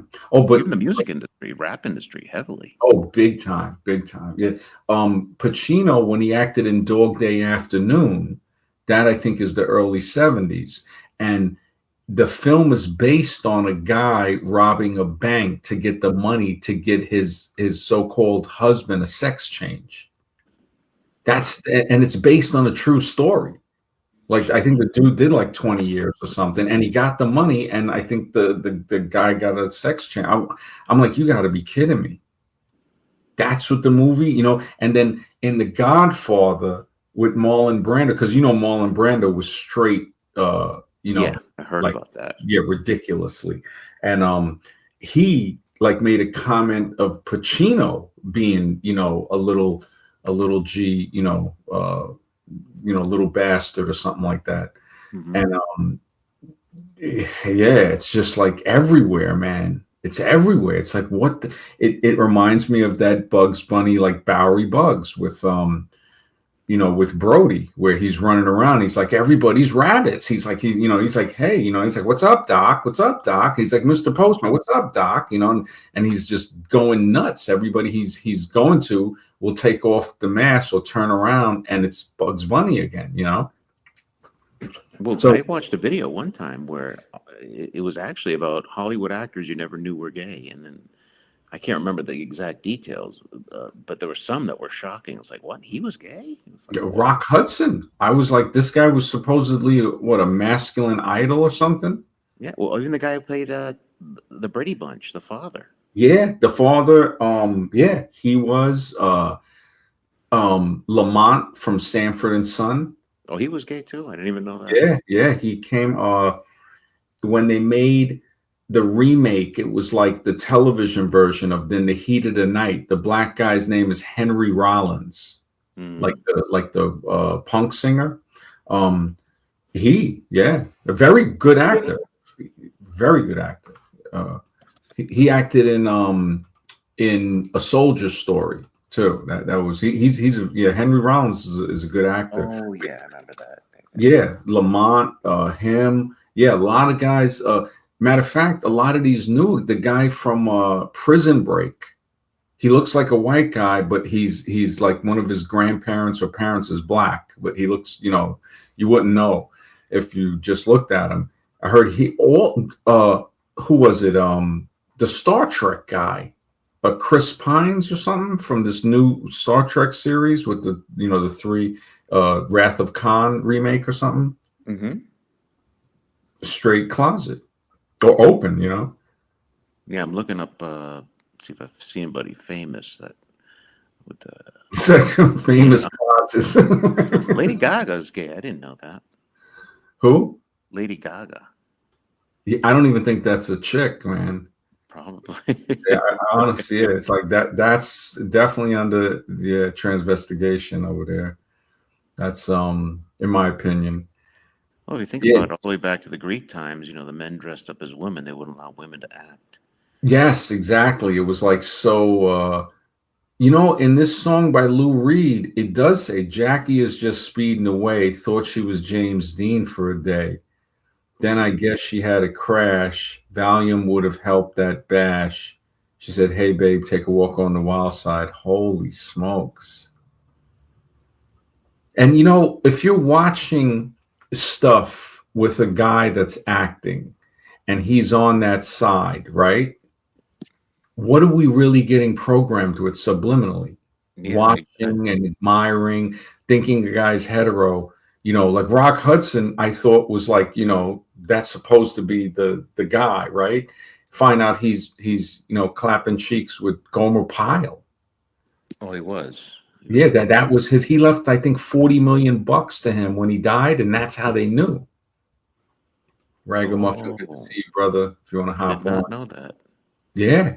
That's how I think it came out. And comedians, I think Rock Hudson died from AIDS. I'm not sure. Yeah, he did. He did. But when he left the $40 million to Gomer Pyle, or I forgot his name, Jim Neighbors, and comedians started making joke. They were like, "Look, for $40 million, they'll dig him up." And I was just like, "These guys are really messed up."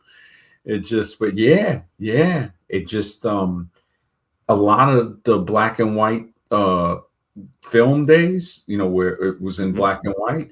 I mean, look at Marlene Dietrich. That I'm not sure if that's a chick.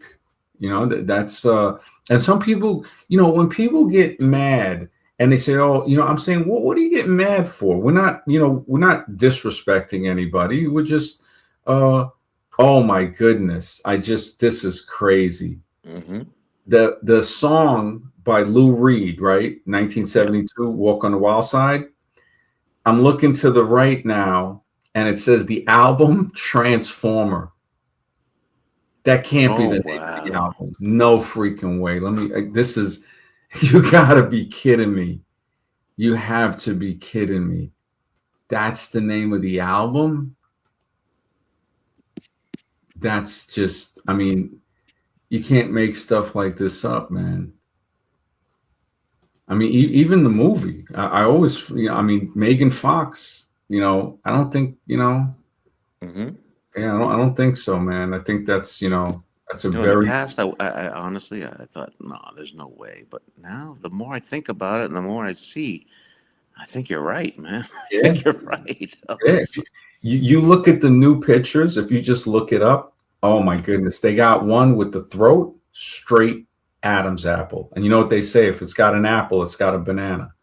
It just, I was like, I mean, they say it comes out when they get older. You start to see, uh, yeah, John Wayne Sulu. Oh yeah. Oh, John Wayne was holy. I won't put it past them. And John Zulu, Wayne yes, too. I think yeah, I wouldn't put it past Zulu from Star Trek. Yeah, Oh, Christopher, good Zulu. to I know see you, Neil brother. Patrick Harris. They mentioned him. Who's that? Who's that? Isn't that the guy from? He isn't he the one who plays the captain? I can't remember. Neil Wait, Patrick. from no, Captain Kirk. No, not Captain Kirk. Neil Patrick Harris. From what captain of what? Like, I thought it was Star Trek. Let's see. no, I thought that was William Shatner. Yeah. Magnum PI was Closet. Holy smokes! Oh no, Because that's Doogie Howser. Sorry, that's oh, Doogie. yeah, yeah. I mean, Magnum PI was like chicks were like going crazy for that guy. That Wow. guy was Closet. He might have been. I mean, he had the mustache. I mean, there was something. It was something. He was. I mean, that dude. What? He was like 6'3". Like what? Yeah. 230 pounds or something. I mean, he. I mean, how much more can you get dealt a deck of cards from nature? Or Hmm. to just he didn't even have to work out really. He was just a big guy, but yeah, I could see. Wow, that's crazy. Yeah, Magnum PI, man. Yeah, no, I definitely. Holy smokes! The way it just the way it pops up, it's like that is Oh, Cary Grant was gay. According to this. Yeah. this is what Lou Reed's album 1970 is Transformer. Holy smokes! And his hit is Walk on the Wild Side. You can't make it up, man. You cannot make it up. No. Let me see what Super Sidewinds is saying. John Wayne. That I wasn't I never heard that. not publicly known, but he had several high-profile marriages to women while he was an icon. Virginal cowboy. And he had queer themes or homoerotic elements, often citing his close on-screen chemistry with male co-star. I won't put it past him. Hmm. I won't, because the guys that try to be overly masculine, it's like a telltale sign. It's like if you're just normally masculine, you don't have to act it. Right. Most straight men, they don't act Yeah, the like way you see it with overly Tate and all of masculine. them. They try to say, oh, they're all masculine. You find out, Hmm. it's like, come on, it just yeah, they're saying he was friends with Rock Hudson. That right there, it's like, that's crazy, man. That is, Yeah. and it's nothing against anybody. It's just like, the more just protect. Oh my goodness. Oh, this is crazy. What year did John Wayne come out? Well, I guess it means come out as a film star or come out of the closet. I mean, that's like, that's, yeah, there is the Duke, whole new meaning. And cowboys, it's like what was that movie? Brokeback Cowboy, right? Oh, Brokeback Mountain, you're talking Oh, about? Brokeback Mountain. Yeah, Yeah, yeah. Brokeback Cowboys. Brokeback Cowboy. And that dude in real life, because he plays in a lot of movies. The guy that play, I didn't know. I never saw Brokeback Cowboy, so I saw him in Donnie Darko. I don't know if you know. It was a weird movie, Donnie Darko. What was that? You're talking about the actor who died, who played the Joker? Oh, Real Heath good Ledger. actor. Heath Ledger, yeah. What, him too? That was in Brokeback Mountain. I'm thinking of Brokeback Mountain. Oh, he was in Brokeback Mountain. Heath Ledger. Yeah, Heath Ledger and the other guy is pretty famous. Jake. Yeah, the other guy is the guy that played in Donnie Darko. I think he played Right. Donnie Darko before Brokeback Mountain. I'm not sure, Hmm. but And they yeah, really he made out in the movie. So how do you do that? yeah, nah, yeah, you can't be telling me you're totally, yeah. It's like, I mean, you ain't getting the part unless you already are on that train, you know. And he was a I don't, great actor. He did a great Joker. I mean, that the what was his name again? The one who he's got died. a weird Heath Ledger. Heath Ledger. Yeah. Guy Hall, yeah, Jake got, yeah, he played in He's been a Donnie lot. Darko. Okay, yeah, that was '01, which is a kind of an odd movie, but it has that good song that they remade from Tears for Fears. What was the song? Wants to rule the world. No, no, not that one. That was a good song though. It was Mad Mad World. Mm. But the person that sang it in a very melancholy way for Donnie Darko. It was actually very, very catchy tune. Um, but yeah, once he went Brokeback Mountain, they put him in everything, you know. So he was in, like, they're like, all right, do this movie, and you know, the amount of male actors that have, you know, yeah, that's Magnum PI, yeah, Tom Selleck. Yeah. Yeah, the album name is Transform. I can't. I mean, you can't make that up. I was like, that one shocked when I looked to the side, you know, of the lyrics, and I was like, what? I was like, that's the name. Yeah, he is Jake Gyllenhaal. Yeah, it's spelt Did like a with lot of Y. movies. A Huh? huge amount of movies. Yeah, yeah. It's you know, yeah. It's like yeah, that there was another guy, the guy that uh played Khan. I wouldn't be surprised. I mean, it's like, you know, and it makes me wonder because, like, when I say the hetero man is the minority, and people might think I'm nuts for saying that, but then people are like, you know, I even think Neil deGrasse Tyson, they protect him if you type anything in. Oh yeah, you know, the internet is protecting his closet door. They're like, no, he's married. It's like, look, I don't give a if he's married, man. That don't mean nothing, man. Hmm. You know, that don't mean nothing. Saying a guy is married to a woman, that's just beard. You know, Yeah.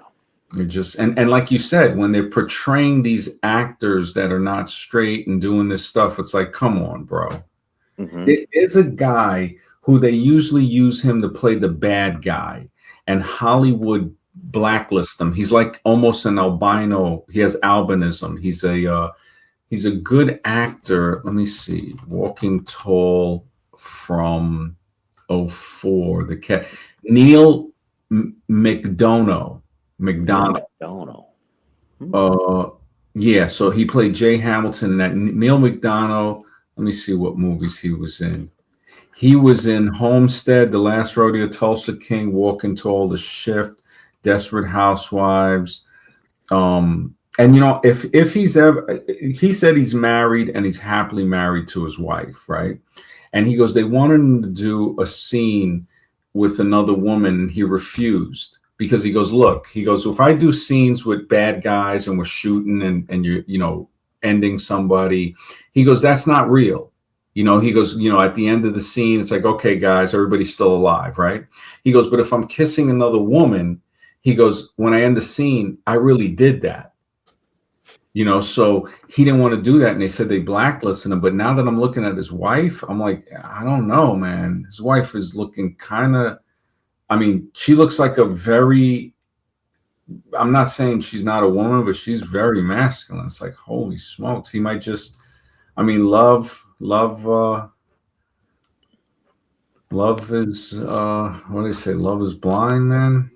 You know, It's she not really might love, be. though. Yeah, she probably is a chick. She's just a big chick, you know, Hmm. tall and. But he has morals. If he's never done a scene with dudes, because he can't say that and then end up, you find out he's doing uh, a scene, I think Brian Nichols is going to salute something. Salute Selleck. Yo, Brian Nichols never ceases to amaze me, man. Christopher says a long time ago, I thought it a long time ago, MD. I'd say about 9 out of 10 men are see. Yet, you know something? I remember saying it was 70% to 80. You're right. I think it's 90%, man. We are so minority. It's just the truth. Women are even worse for experimental. Yeah, man. Yeah. You Well, know, that's heavy nowadays. That's heavy nowadays. oh, yeah.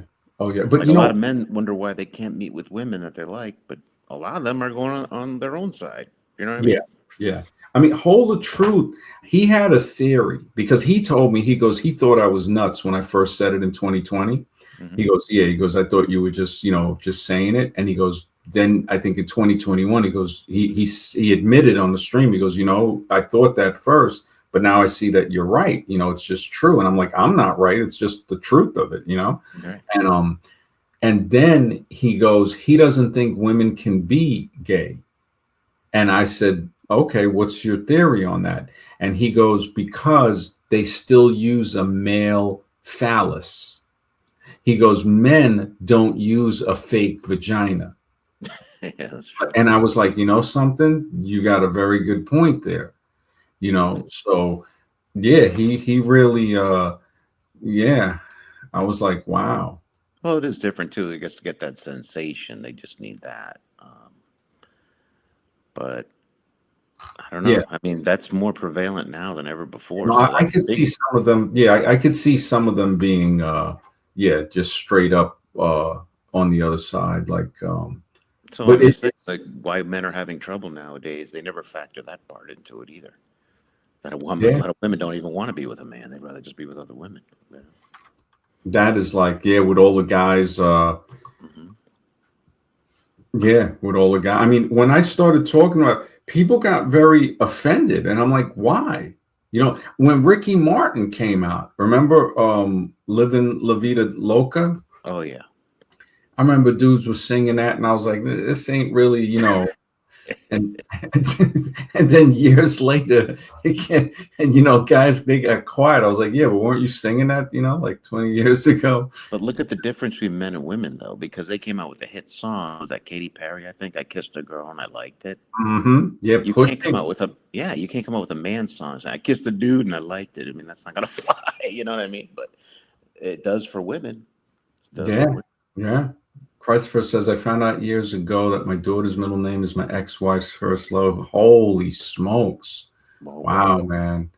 We're gonna need a bigger class. A good This one. That's a is good a one. super side one. Oh my That's a good one. goodness. Oh my goodness, man. Jaws. That is Gonna need a bigger hilarious. closet. That is freaking hilarious, man. That is like, oh no, wait a second. So they're saying, I think this is who you were thinking of in Star Trek, the new Star Trek, right? Yeah. So not only I thought they were saying Captain Kirk was, and I think they say he is, but also Mr. Spock. I'm like, what? Hmm. That gives a whole different We talking about Leonard Nimoy, the old no, one? not Leonard Nimoy. They, when they remade the new Star Trek movies, just I think it was like in the 2010s or something, Right. or just recently in the last 10 years or something. Hmm. Um, Chris Pines, this dude Zachary Quinto, I think. I mean, and this is where I'm saying that when somebody's watching these movies, like one guy said it, and he had a theory. He was a rapper's son, Scott LaRock's son, so Scott LaRock Jr. And he was on a podcast by there's a guy called Doggy Diamonds, and they do like a, talking all about hip hop and stuff, and they do expose stuff. They expose the whole Africa Bambaataa. He was um, you know, doing like some really messed up stuff with Mhm. underage boys, and in the rap community. And this is in the late 70s, mid to late 70s. And Right.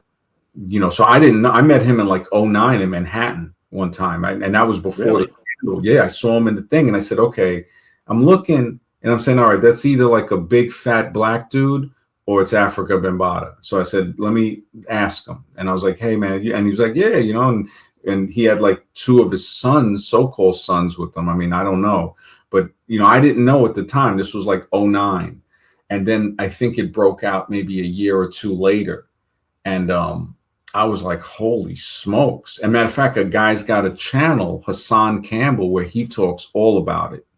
And people criticize him, Hassan, for saying that. But Doggy Diamonds had Scott LaRock Jr. on, and he said, look, if you're getting your hair cut by a guy that's not hetero, he goes, he might cut your hair in a way to where you're going to be perceived more attractive by men than women. Mm. Now, he has I'm like, okay, that's something to think about.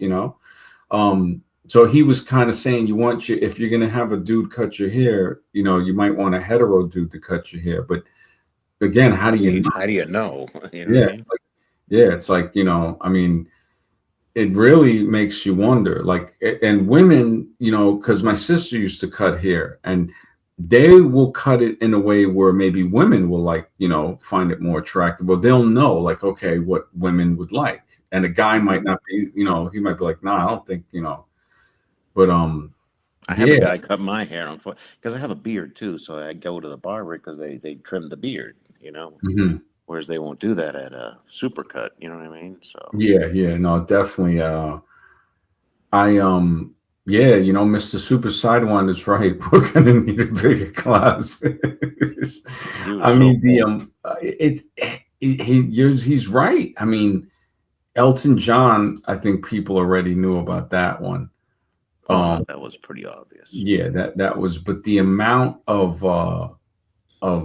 yeah, I mean, it's like it just, I mean, YouTube. Who's that? The James Charles guy? He's get what, 10 million subs or something, or Hmm. maybe more by now.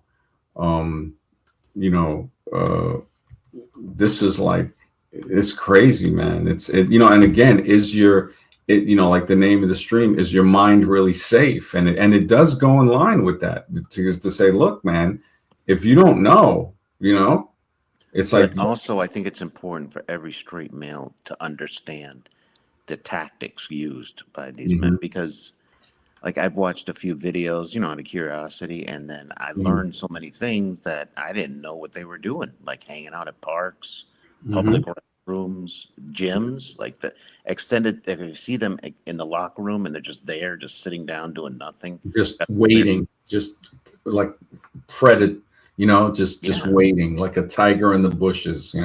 right. And I'm only saying this because it's important for the straight male to not To to know. avoid a negative situation, Yep. not to Yep. go through it obliviously. Imagine changing in front of a guy who's just been sitting there for hours. You know what I mean? Yeah. Yeah. Yeah. He just, yeah, yeah. Nutshots, who used to have the channel, I don't know if Oh you yeah. remember Marty. Marty. I remember way back when. Yeah, he Marty. said he worked in a place in Manhattan or Queens. And this was like, because I think he's Gen X too. Hmm. And he goes, they would have those urinals that was like a trough, like it would Oh just yeah. be. He goes, dudes would be laying in that. He'd have to tell them to get out the trough. I'm like, what? Oh, And I was like, you got to. And in Manhattan, I'm not gonna put it past. I mean, there's some crazy stories I've heard. And he goes, yeah, man. He goes, I'm like, what? That's crazy. And he used that to make a lot of money, man. That guy used to make a couple of $100,000 a year. Marty Yeah, Nutshots. yeah, Marty Nutshots. He worked. He was a Democrat. He used to work with the mayor or something like that. I think it was De Blasio. Hmm. Like he did like some off thing, like something on the side. His side hustle, I think he made over 200 grand. And he said they tried to threaten to dox him and release it. And he goes, go ahead, release it. Because I spoke to him a few times privately, and he was a cool dude. He was a cool dude. Hmm. He just I don't know what happened to him, but yeah, he went through like I think he had a bad divorce or something like that. But Oh, you know, he yeah, I was like, wow. He had, I guess he had got you know, I don't know how he got mixed up with 21 Closets, but he said that, you know, he kind of outed them for being racist and stuff. So I'll give him that, you know. Yeah, he was like, you know, because he was saying stuff about, you know, like stuff they said and stuff, and I was like, wow, wow. yeah. Would it surprise me if some of the racist groups are also in the closet too? Oh, big time, big time, big time. You heard, you know, the stream I did, uh, you know, about what is it? It's this weekend. The Grinder's going to host the pre White House Correspondents' Dinner. Yeah. That's crazy. And then they had something where they're having a yacht or some type of ship, and it's all MAGA who are non-hetero. Look at that. Yeah, and they had like a big thing. It was like some clip or something that popped up. There's a black guy who's openly, you know, non-hetero, and he's a Republican, and he's, you know, conservative, and he is you know, he was like, yeah, everybody's going to be on. I'm like, holy smokes. I was like, well, what do you know? Right. A lot of those guys, yeah, that's true colors shining through. Right. Yeah. See your true colors. Right. It I just, mean, I just don't know. You know, hopefully Jake didn't get offended, but Jake, it's hard. You know, Jake is pretty mature, not getting offended, but yeah, some of the stuff he said was a little, yeah, it's like, you know, I the think what brother. all these guys have to understand and is you're the one who makes the show, so you can't go on a long tirade. You know what I'm saying? Yeah, yeah, he gets a little too crazy, and Yeah. And I I don't even mean, know what he's saying because he's speaking too fast. It's like that's not. yeah, he's like so methed out or whatever it is. It's like I don't know, Red Bull or you know who knows. I mean, Adderall, you know, and you know it's okay for him to talk a little, but it's like he, yeah, he sounds like he's on speed or something. Sometimes, Yeah. sometimes it's cool, but yeah, but then when he's like, okay, you know, the topic, all of this, I'm like, well, okay, I understand what you're saying, but you know, you changed the topic, right? You know, Right. we're talking about this, and it's okay to do that. I said, but you know, you're criticizing it, and you know, I said, usually it does go that way, but you You know, see how I make a point? I try to make a statement and then I ask for input to get a conversation going, especially with you. mhm, That's the way the stream has to be. It can't just be just talking to talk and yeah, making any sense because yeah, nobody wants to hear that. yeah. He Nobody wants to hear that. definitely, yeah, he That's for comes a out. phone conversation with your buddies, not Yeah, real. yeah, yeah. It's like he wants to talk to somebody because I definitely, you know, it's like I know he's been through a lot and stuff, you know, with the childhood stuff, Hmm. and he just that's why I kind of like back off. And I know he's at heart, I think he's a good guy. Um, he does say some stuff that you know, especially it's like, so you're telling me, you know, I think he's missing something from the childhood. A lot of these guys from the sphere, they, what do they call it? They want the bromance, you know, and Hmm. it might not be, you know, closet, but it's like, okay, you didn't maybe have the you know, you didn't have that trials of manhood, even though he went through them, I guess, in the military. But it's like he still yearns for that to be, I guess, that you know that locker room type of thing, joking around all the time, and you know, I'm like, to me, it covers up something psychological that's hidden deep inside. You're right. Yeah, you know, and I can only hope that he sees that, and you know, and it's sad because like when Scribe called Bulldog, he called him a phantom incel, you know, Hmm. and he had made up that term. I was like, wow, Scribe has made up a lot of good terms, and I was like, he goes, yeah, he goes, you're still that guy in the picture, you know, Hmm. and I honestly think he is in the closet, but he got with that girl to please his family, you know. Probably, yeah. And get this, he does have a kid, and it's a daughter. Oh wow. Look at that, right? It's like look, nature just, it kind of says a lot. And yeah, so when I think of, the stuff that Jake said he had the nose and the chin and stuff, uh, the surgery, the plastic.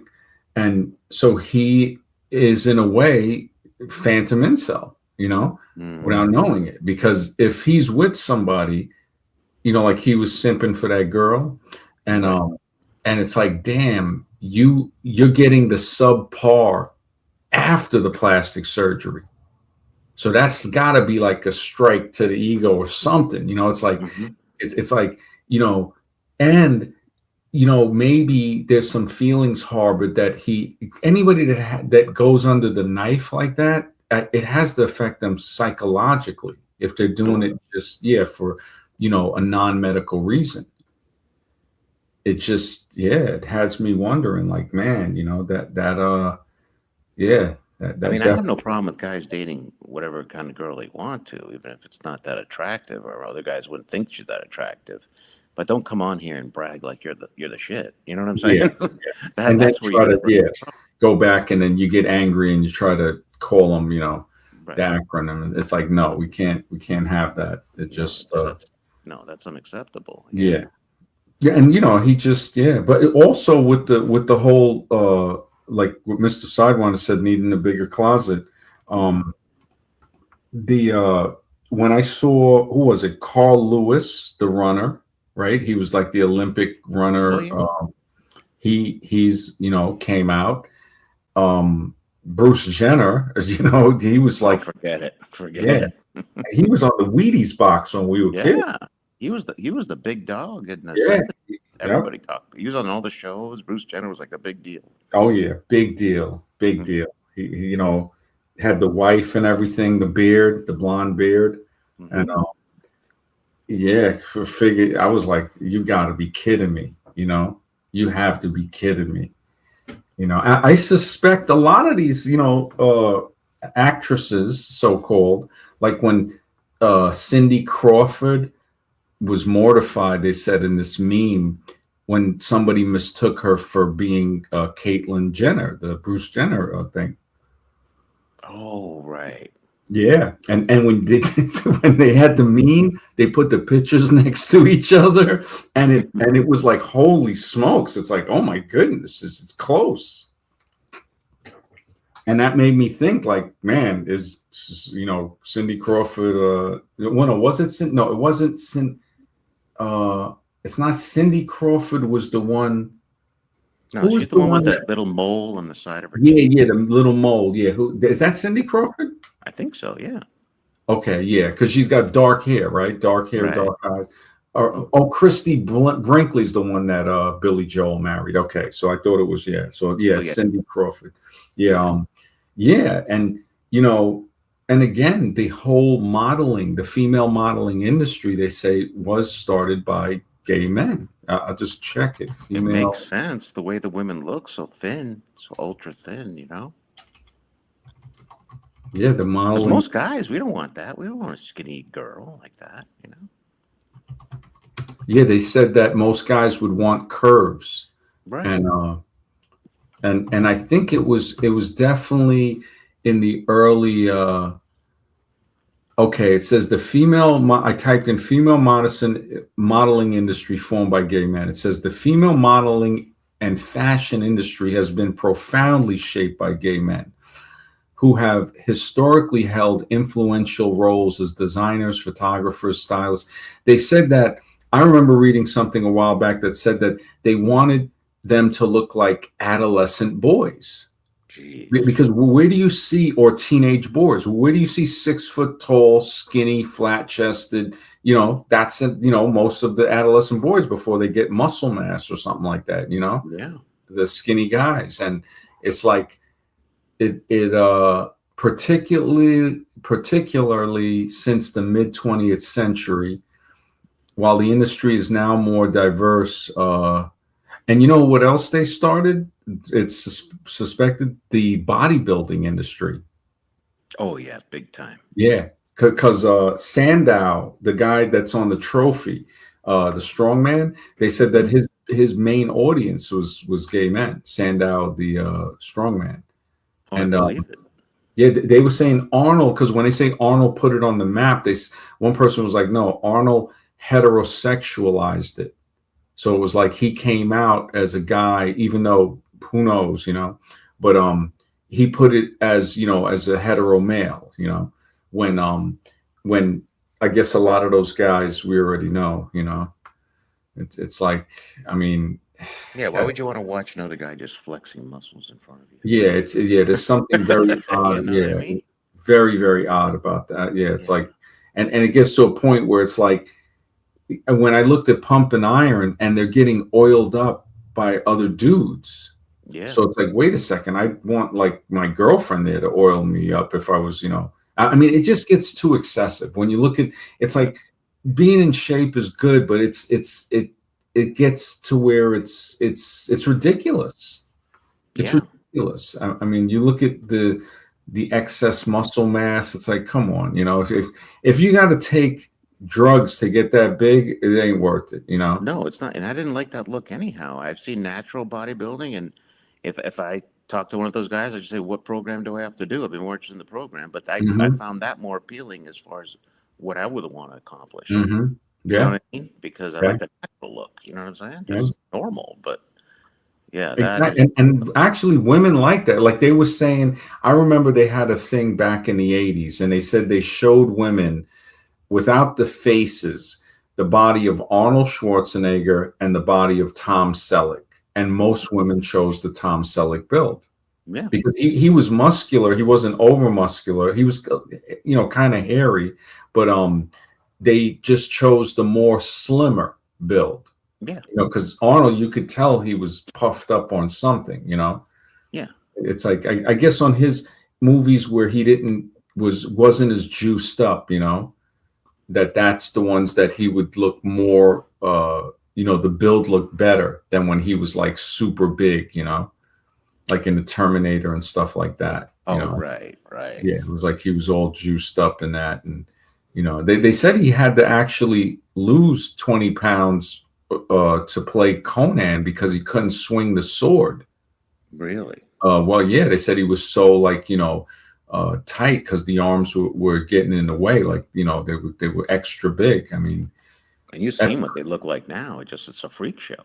yeah, it's to a point where even he criticized it. Now he goes the midsection is like a bottle.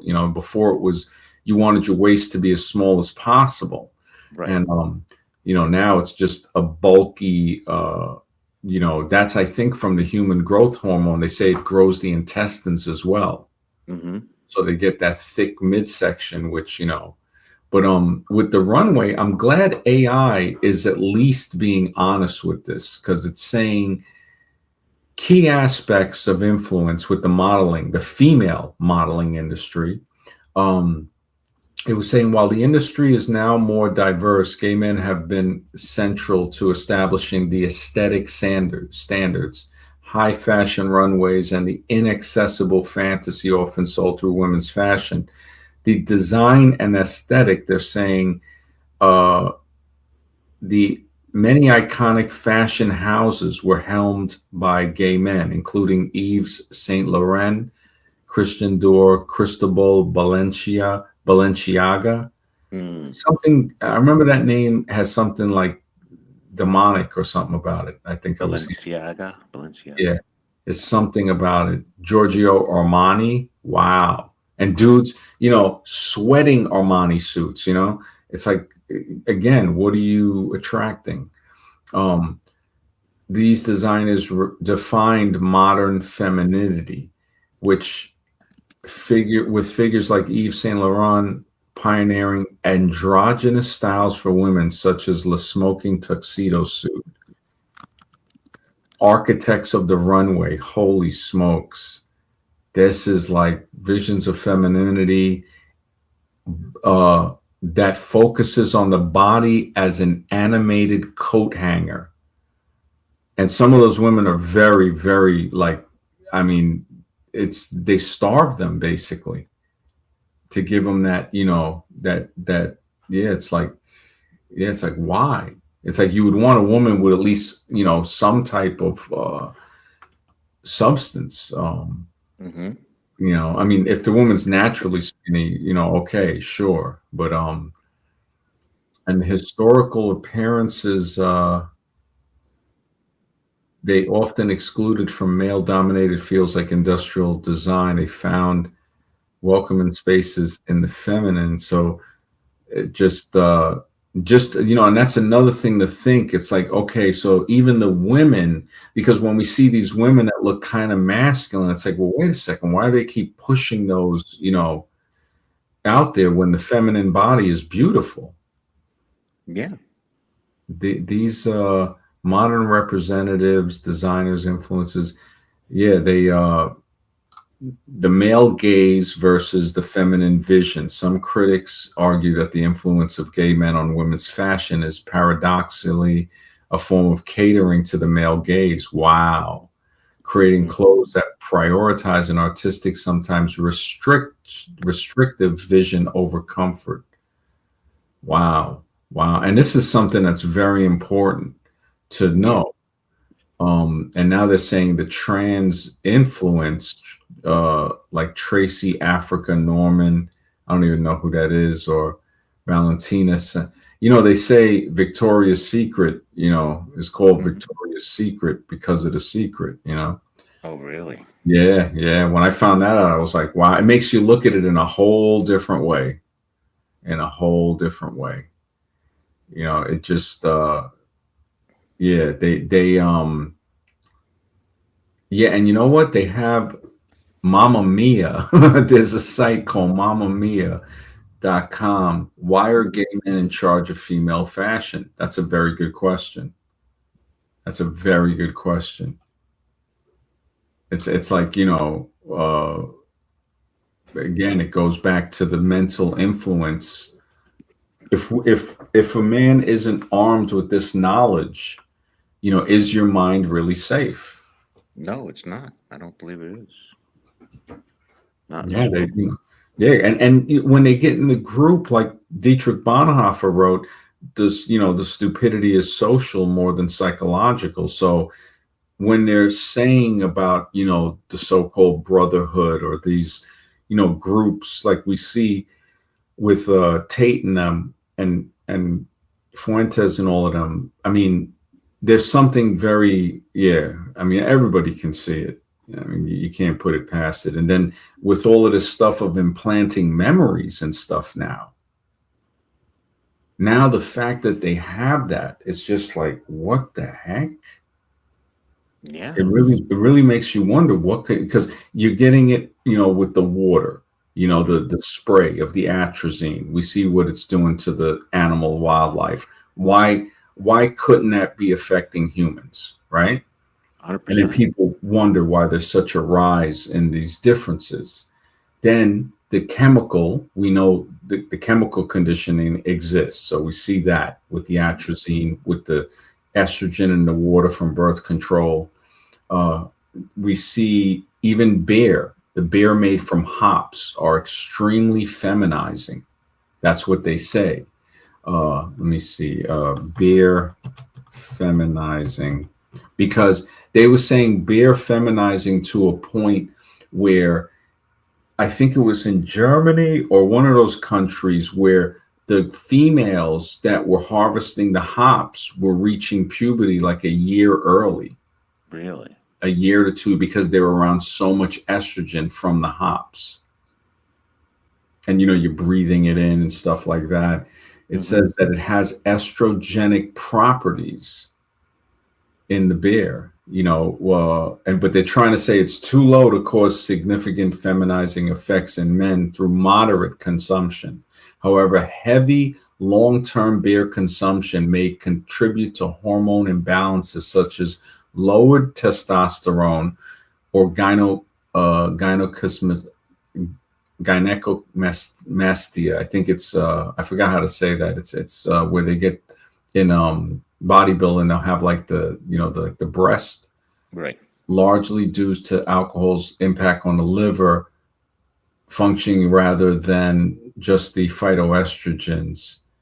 And hops are used because they said the other beers, they used to make beer with special herbs that would actually be healthy, and they started to tax people on making that. So they used a monetary incentive and, of course, basically terrorism to make people say, no, no, no, you're going to make this beer if you don't want to get taxed. And if you make the beer with the good stuff, like the good herbs, they're going to tax you. There's a heavy tax. Um, yeah, what uh before hops, all right, before hops, what was beer made with? Before hops, right? You're looking at between the 12th and 15th centuries. Hmm. It was flavored with, preserved with gruit, a mixture of herbs and spices, including gale, yarrow, mugwort, heather, and rosemary, produced a sweeter, earthy, and sometimes medicinal beer. Look at that, man. So you Medicinal. had, as opposed to the bitter, stable hops provided, product hops, because I never liked the bitter taste. You'd always have to get over the first beer. When I was, when I drank in the army, it Hmm. was like you get past the first beer. Now the other ones, you don't really taste it, but Yeah. it had that bitter. But yarrow, the fact that sometimes a medicinal beer, it's like that says it right there. It was meant to heal. Wow, this is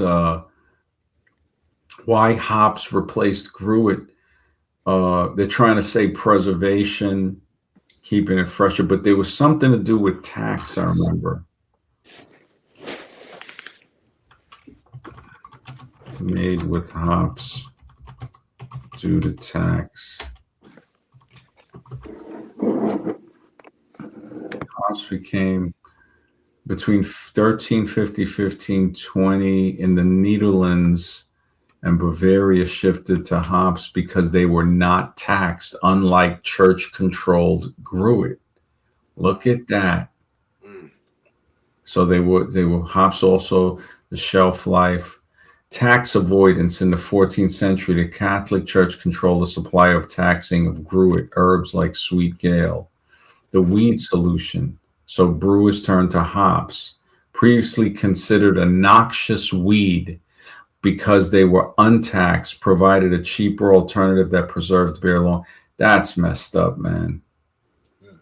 So it's basically the feminizing effect of hop fermented beer. Wow. It grew as a form of rebellion. So the church official laws by 15. That's messed up, man. I guess I wonder what if they still have Groot beer.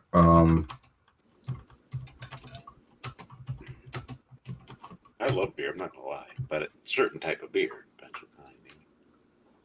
Yeah, they're saying Groot beer is still made, but it's in the U.S., but it's a niche revival among craft breweries, which are rare. Mm. Several American brewers brew these hops-free, herb-infused ales, even when they celebrated on February 1st. Illinois. Hmm. So foraged ingredients. Wow. So they're hitting people like when you look at that, the fact that they're forcing people basically through a monetary, terrorism form of tax, Right. extortion, basically, to make beer that will feminize people. And then you have the spraying of the atrazine that is changing basically the gender of frogs and other animals, and affecting the gender basically. And then, wow, this is crazy, man. This is crazy. Wow. Yeah, that's I mean, it makes you wonder. And then you got the guys in control of the fashion industry, the bodybuilding, thing. The is your mind really, safe? It's not, if a person can't think of this, it's like how protected is their mind? I don't think it's very protected at all, honestly. I just don't see it. And it's like, how do you escape the web? You know what I mean? How do you escape it? Is there really Hmm. any realistic way to escape this? Yeah, yeah. I'm still This going to go to the market. I'm still going to buy foods that who knows have been sprayed with what. And I can't stop it. You can't yeah. win. Like, you can't win. Yeah, it's an uphill battle. It just, yeah, it's unwinnable. It's like they're just pushing people. Honestly, we thought people would be pushed into the pod, but it seems like they'll be pushed into the claws. Yeah, it's like, wow, this is and already, you see it with the dolls. Dudes were pushing that hard. Those dolls. They were, yeah, they just, I mean, they were even going to have like a brothel in Texas that got shut down with just dolls. With just dolls? That's Oh, crazy. oh, you're talking about yeah. Okay. Yeah, yeah. Yeah, it's like dudes going there. It's like, what type of, you think of the mentality of that. Hmm. It's like, so what type of guy is going, because the dolls, I told somebody, I said, that isn't that kind of like necrophilia or something? It really is. Yeah, it's kind of very odd. And then to think that the sheriff's department in Colorado got caught basically abusing a corpse. Jeez. It's like, what, I mean, I don't even know what to say about that. It's like, what level, and this is why I was going to do on the other channel that I got. I was just going to talk about a lot of the crime stuff, because when I look it up and I go through it, I have a lot of stuff that I've researched on it. I mean, and it is like, one dude just got caught. His girlfriend found on his phone of him raping his dog. Oh, jeez. What type of stuff is that? It's like, what the heck? But you know what? There's a thing, you've heard of the dark web. You know what I mean? Uh-huh. Hmm. And it's just like, if we had the freedom just to go browsing on there, we'd probably be shocked at what we'd find. You know what I mean? Yeah. Yeah. And people, somebody was saying the dark web, it's just the internet. It's just a different part.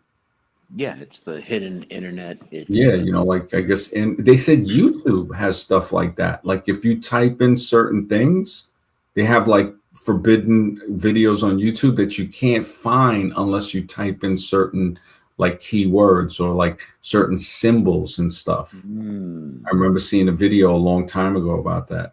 yeah. There's back rooms. There's they film. What they call the snuff film. They have on those things. I read something the other day. They said Hunter Thompson. Somebody had a video saying that guy was real. Like, it wasn't cool. That he had directed those films. Really? Yeah, like You mean the different. writer, the late writer? Yeah, yeah, exactly. I was like, what? They were like, what you thought about him wasn't true.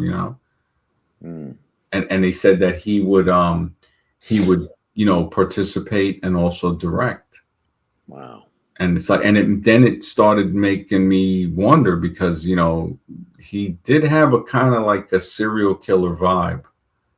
There Hmm. was just something about that, like, He and also took a lot of drugs, didn't he? He was heavy. yeah, took a lot of drugs, and he was saying something about, like, he tried to say something about being a criminal, just don't get caught. Yeah. Something like that. I forgot what the saying was, but I was kind of shocked to find that out, because I thought he was just kind of rebellious. Hmm. And then when I listened to that guy's video and looked it up, I said, holy smokes, man. It's like, everywhere you look, it's like, what the heck is going on? Yeah, it's kind of, yeah. Wow. They say the gate to destruction is wide. I know you're not religious, but Yeah, it's a wide gate that leads to destruction. it is. People will pass through it, Oh, and maybe very that's is. just the reality of this world. Mm-hmm. Yeah, the road to hell paved with good intentions, right? Yeah, but it's a It's wide just, gate. It's a wide gate. That then the path to heaven is a narrow gate that few people find. So if it's true, then that might explain the type of world we live in. yeah, I wonder. I mean, maybe I guess the real, like the righteous path or something, because the Kevin that some religions preach is, the crime scene, disguised as Mhm. heaven. Because you look and you say, wait a minute, so you're telling me if I end certain people, I'm gonna go to heaven? Or it's like I don't think that's No, heaven. what And I tell people, this is my advice: live your life the way you feel. yeah, Just live your life the way you want to. If you're meant to go through that narrow gate, you'll go through it. If you're not, yeah, you're not.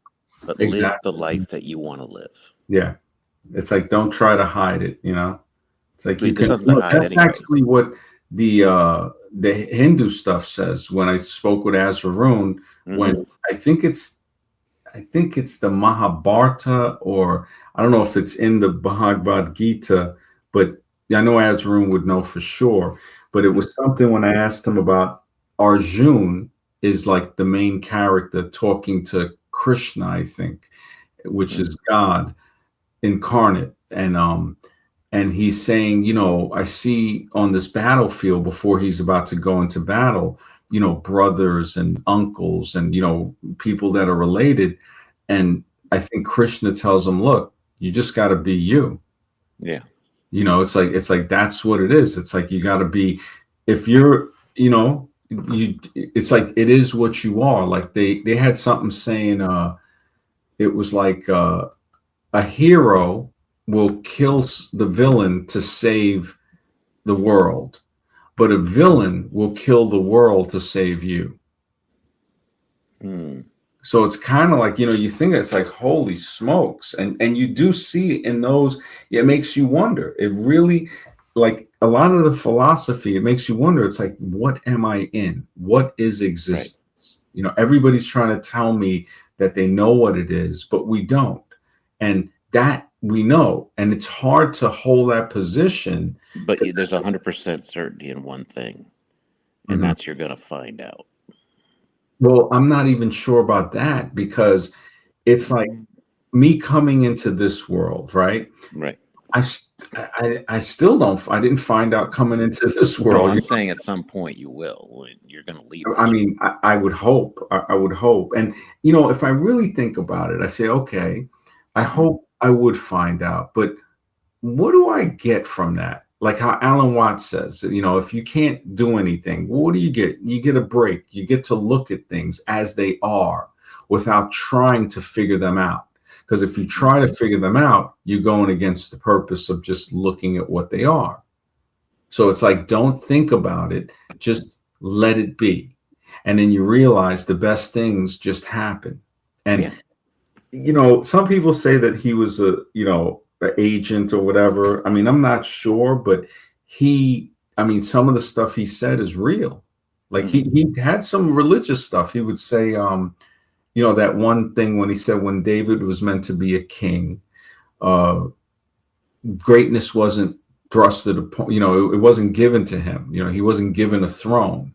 He was given an obstacle because greatness is not thrusted upon, it's thrusted upon you. And like he was saying something like, he was given an obstacle. He goes, and so when he overcame it, and that's when he became king. So when the storm comes, you don't run from it, you don't hide, you bow to it because the storm has come to crown you. And he said it in a much better way, but much more fluid way. But it was basically summed up to that, to be like, okay, so you don't, oh yeah, he said greatness isn't given, it is provoked. So it provokes something within you to make it arise out of you. Sure. And it gets deep. I mean, there is a lot of religious, proverbs, that, for lack of a better word, that that makes sense. And I wouldn't attribute it just to religious books, because I would attribute it a lot to philosophy that are in those books and in other books as well. Well, one thing that people get wrong, like a lot of the Christians who say you got to come to church, you got to convert you, and all this other stuff, is they got to look at the prophets of God, of Jesus, who they claim is God. You know, I'm not denying that at all, of course, Some but do. Some. but they weren't looking for God. None of the prophets, none of the apostles. I'm sorry, not prophets, apostles, were looking for God. They were living their lives, but they ended up there. And that's just how it works. Just live your life the way you want to live it. Mm. That's what It's they kind of like, yeah, because if you're trying, you're not really being genuine. exactly. Yeah, Exactly. so You got to yeah, be who you are and live the way you are, and things will happen. yeah. It's like people that try to convert people to a religion. I Doesn't work tell them, I that way. say, well, let's say somebody converts. I'm like, but that's not genuine. Exactly. So it's like they're not, and Nietzsche, he said it best with, you got to be sick enough. You don't convert. He goes, you got to be mentally, and I'm like, wow, that's something to consider. Or, that's one part. I wouldn't say it's for everybody, but I would see a majority of people, like Watts saying man's extremity is God's opportunity. Mhm. So we do see that.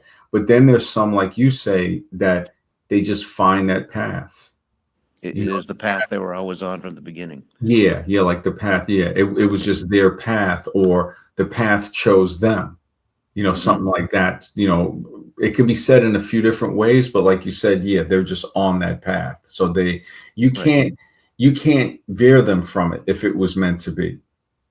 Right. Right. Yeah, Like it's if just you're in a room full, let's just say you grow up and everybody around you is a criminal. They believe in stealing is okay. Well, you're probably, if you believe that stealing's wrong, you're never going to follow that path. It's mm, never going to be for you. exactly. So you're going to move away from the group. Yeah, yeah, I could see that. Yeah, yeah, you're gonna know something is wrong with that. Yes, It's gonna definitely, even if it's surrounding you. that's Even if right. it's, yeah, because they say to be like the boat. The water surrounds the boat, but the boat doesn't let the water get in it. Right. And if it lets the water get in it, it sinks. So Yes. that's the way, if somebody has that, if they're real, if they're really about it, they don't have to worry. It's just going to be. It's like Watts, yeah, a lot of his philosophy is like that too. It's just like, look, you just, what if like, and like going back to what we were talking about with the knowing, after this life, what, maybe we'll have some answers, and maybe we won't. So I'm thinking, okay, what do I, like, what But is that's an any, answer. But that's an answer right there. What you just yeah, said, we won't know. That's the answer. We won't know.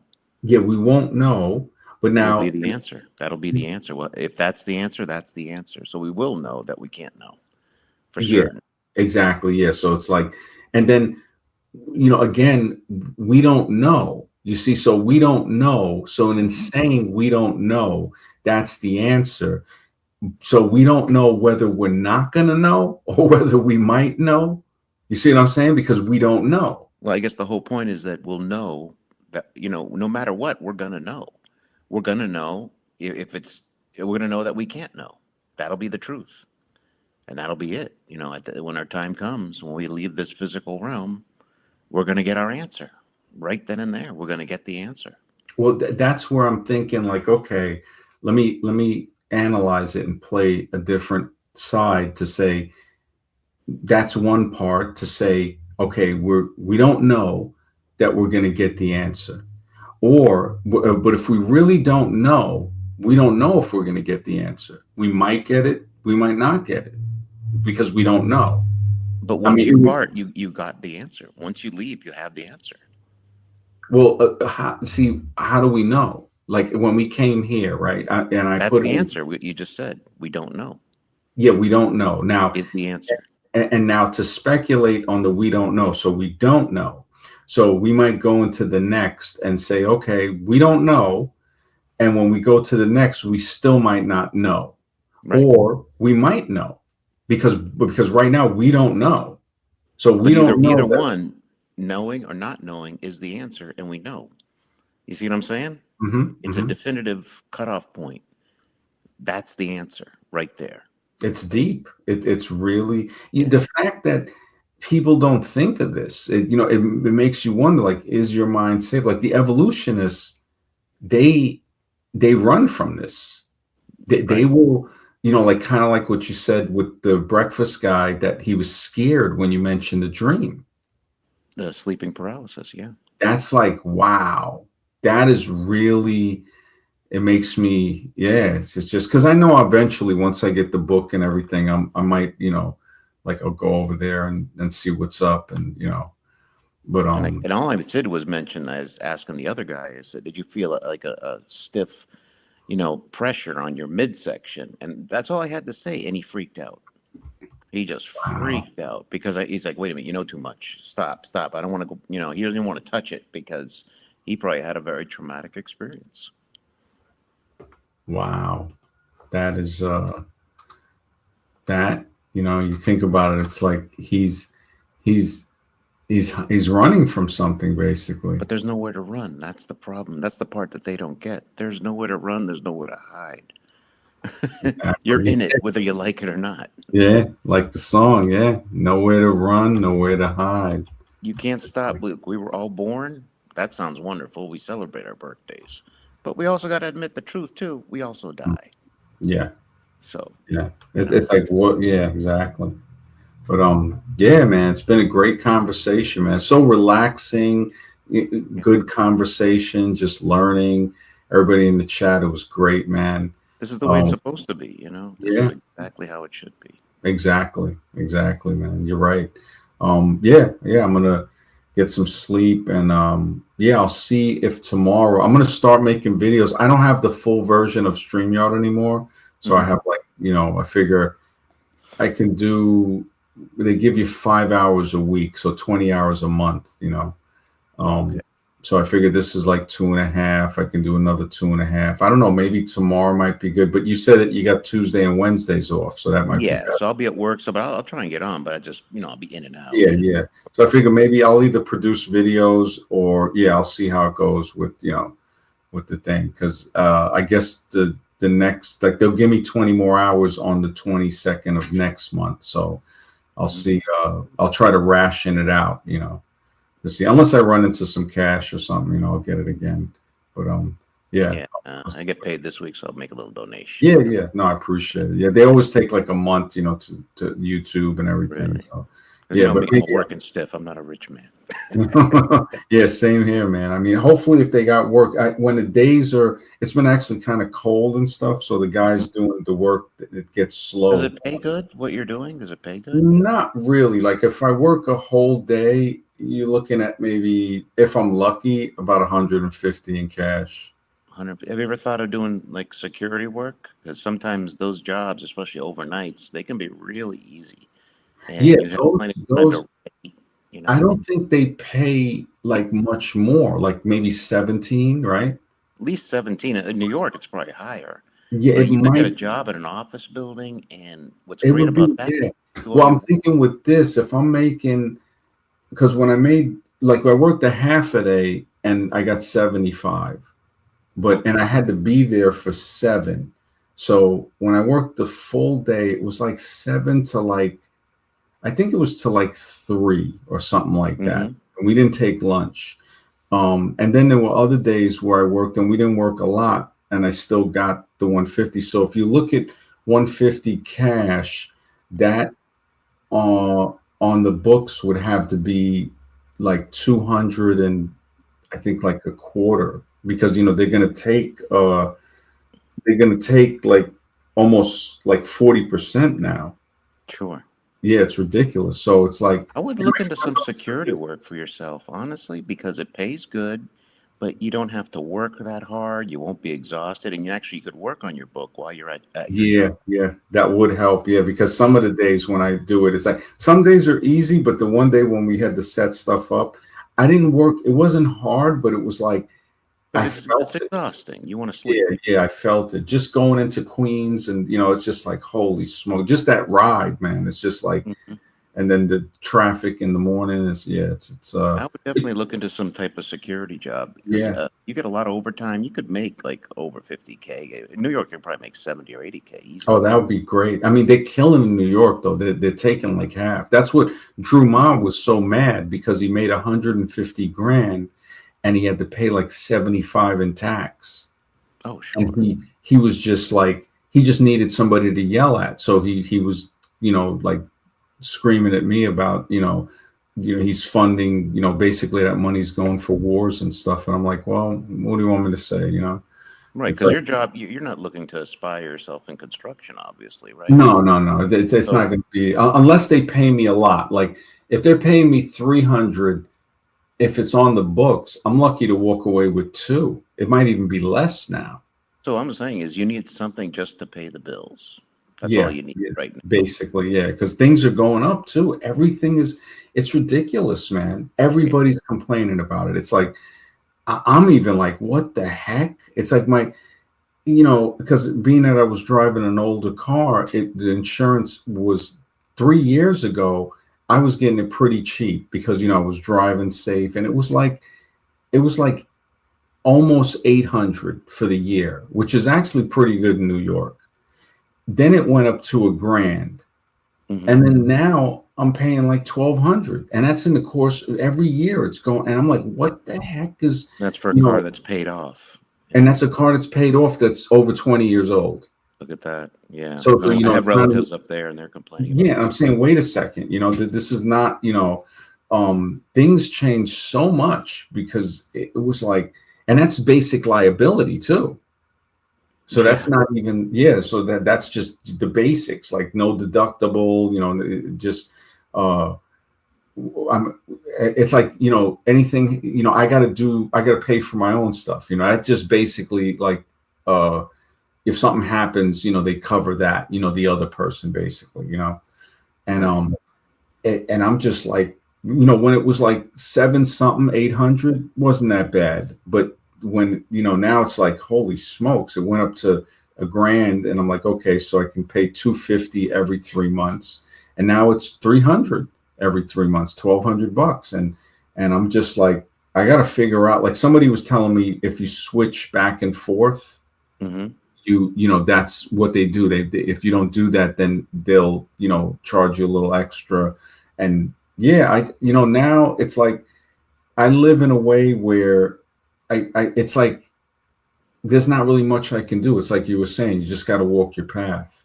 Yeah. And I figure, I'm okay, only bringing it up because I think you should focus on your writing, and this would be a good one. yeah, I would like to have something like this lady who was telling me the other day about somebody who was working for Allstate and they were just answering the phone and they were Mm. doing it from home. So I was like, holy smokes, if I could But that work can from be a little. home. I've heard of those jobs too. You got to really answer the phone.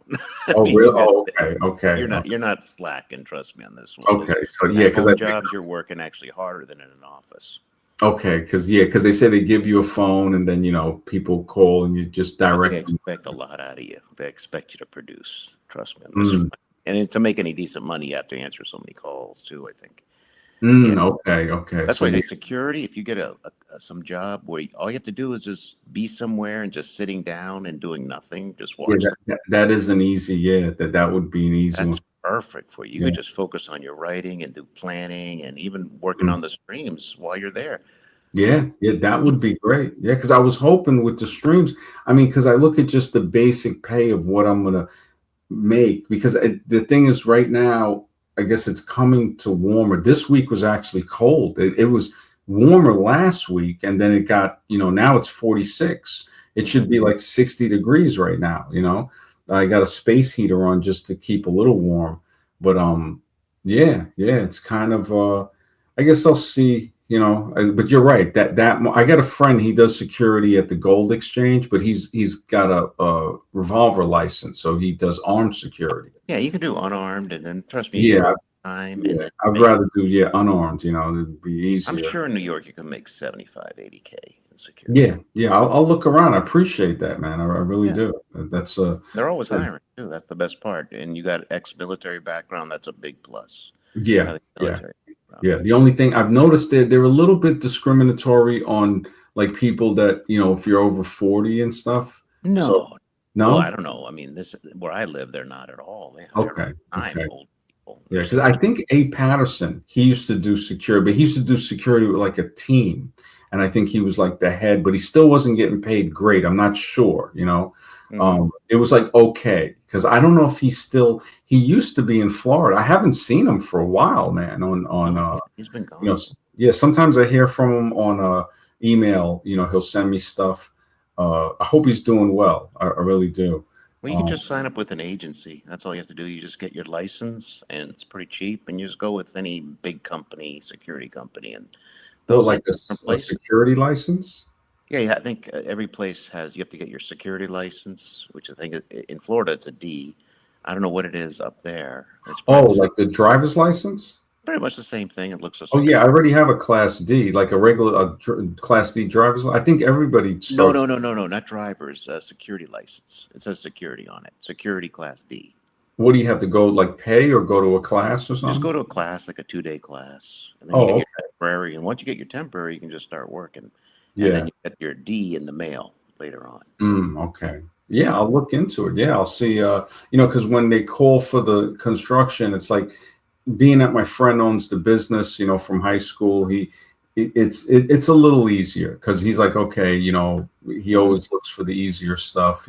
They were doing some stuff the other day that was it was a little tougher. So he just was like, look, I'll look for other, stuff and to give you a call. So Yeah. hopefully, yeah, yeah. But But I we all need appreciate. money, man. We all need money. Man, I It's tell you, yeah. And with the that's stuff why I work every night. I know what I spend, and I have like almost no life. Literally, I man, literally have like I, no life. yeah. After the stream, I looked at like I was looking at some bills and I was just like, oh man, I was like, I was kind of a Hmm. little depressed. I'm like, everybody, even my friend, he was going to get me work. He's got a dispensary. He had his cannabis license. So he owns a dispensary. Another friend that, Hmm. I knew him from the 90s for like 30 years. And, he goes, look, he goes, the only problem is it's in Brooklyn. So to get there now, that's a little, Queens is right here, but Brooklyn is just, he's in Brooklyn too. And, I was like, man, you couldn't pick he's in Bedford Stuyvesant. I was like, out of all the neighborhoods, and, Oh, so, but it's cool. I've been there before. So he was like, look, even if it's 20 hours and, so I said, okay. I said, I'll think about that. The, yeah, I'll see how that works out. Cause, being that I know him and everything, it's easy. I've been there before. Actually did security there. He paid me 150, I think, for the there you day. go. Easy job, right? Yeah, that was easy. We hung out, but, it was more hours. I think we had to do from like 10 to 10. Hmm. So, and it was off the book. So I'm like, when I look at it on the books and going through the tax and all of that, you start to say, okay, it works out to the same or whatever.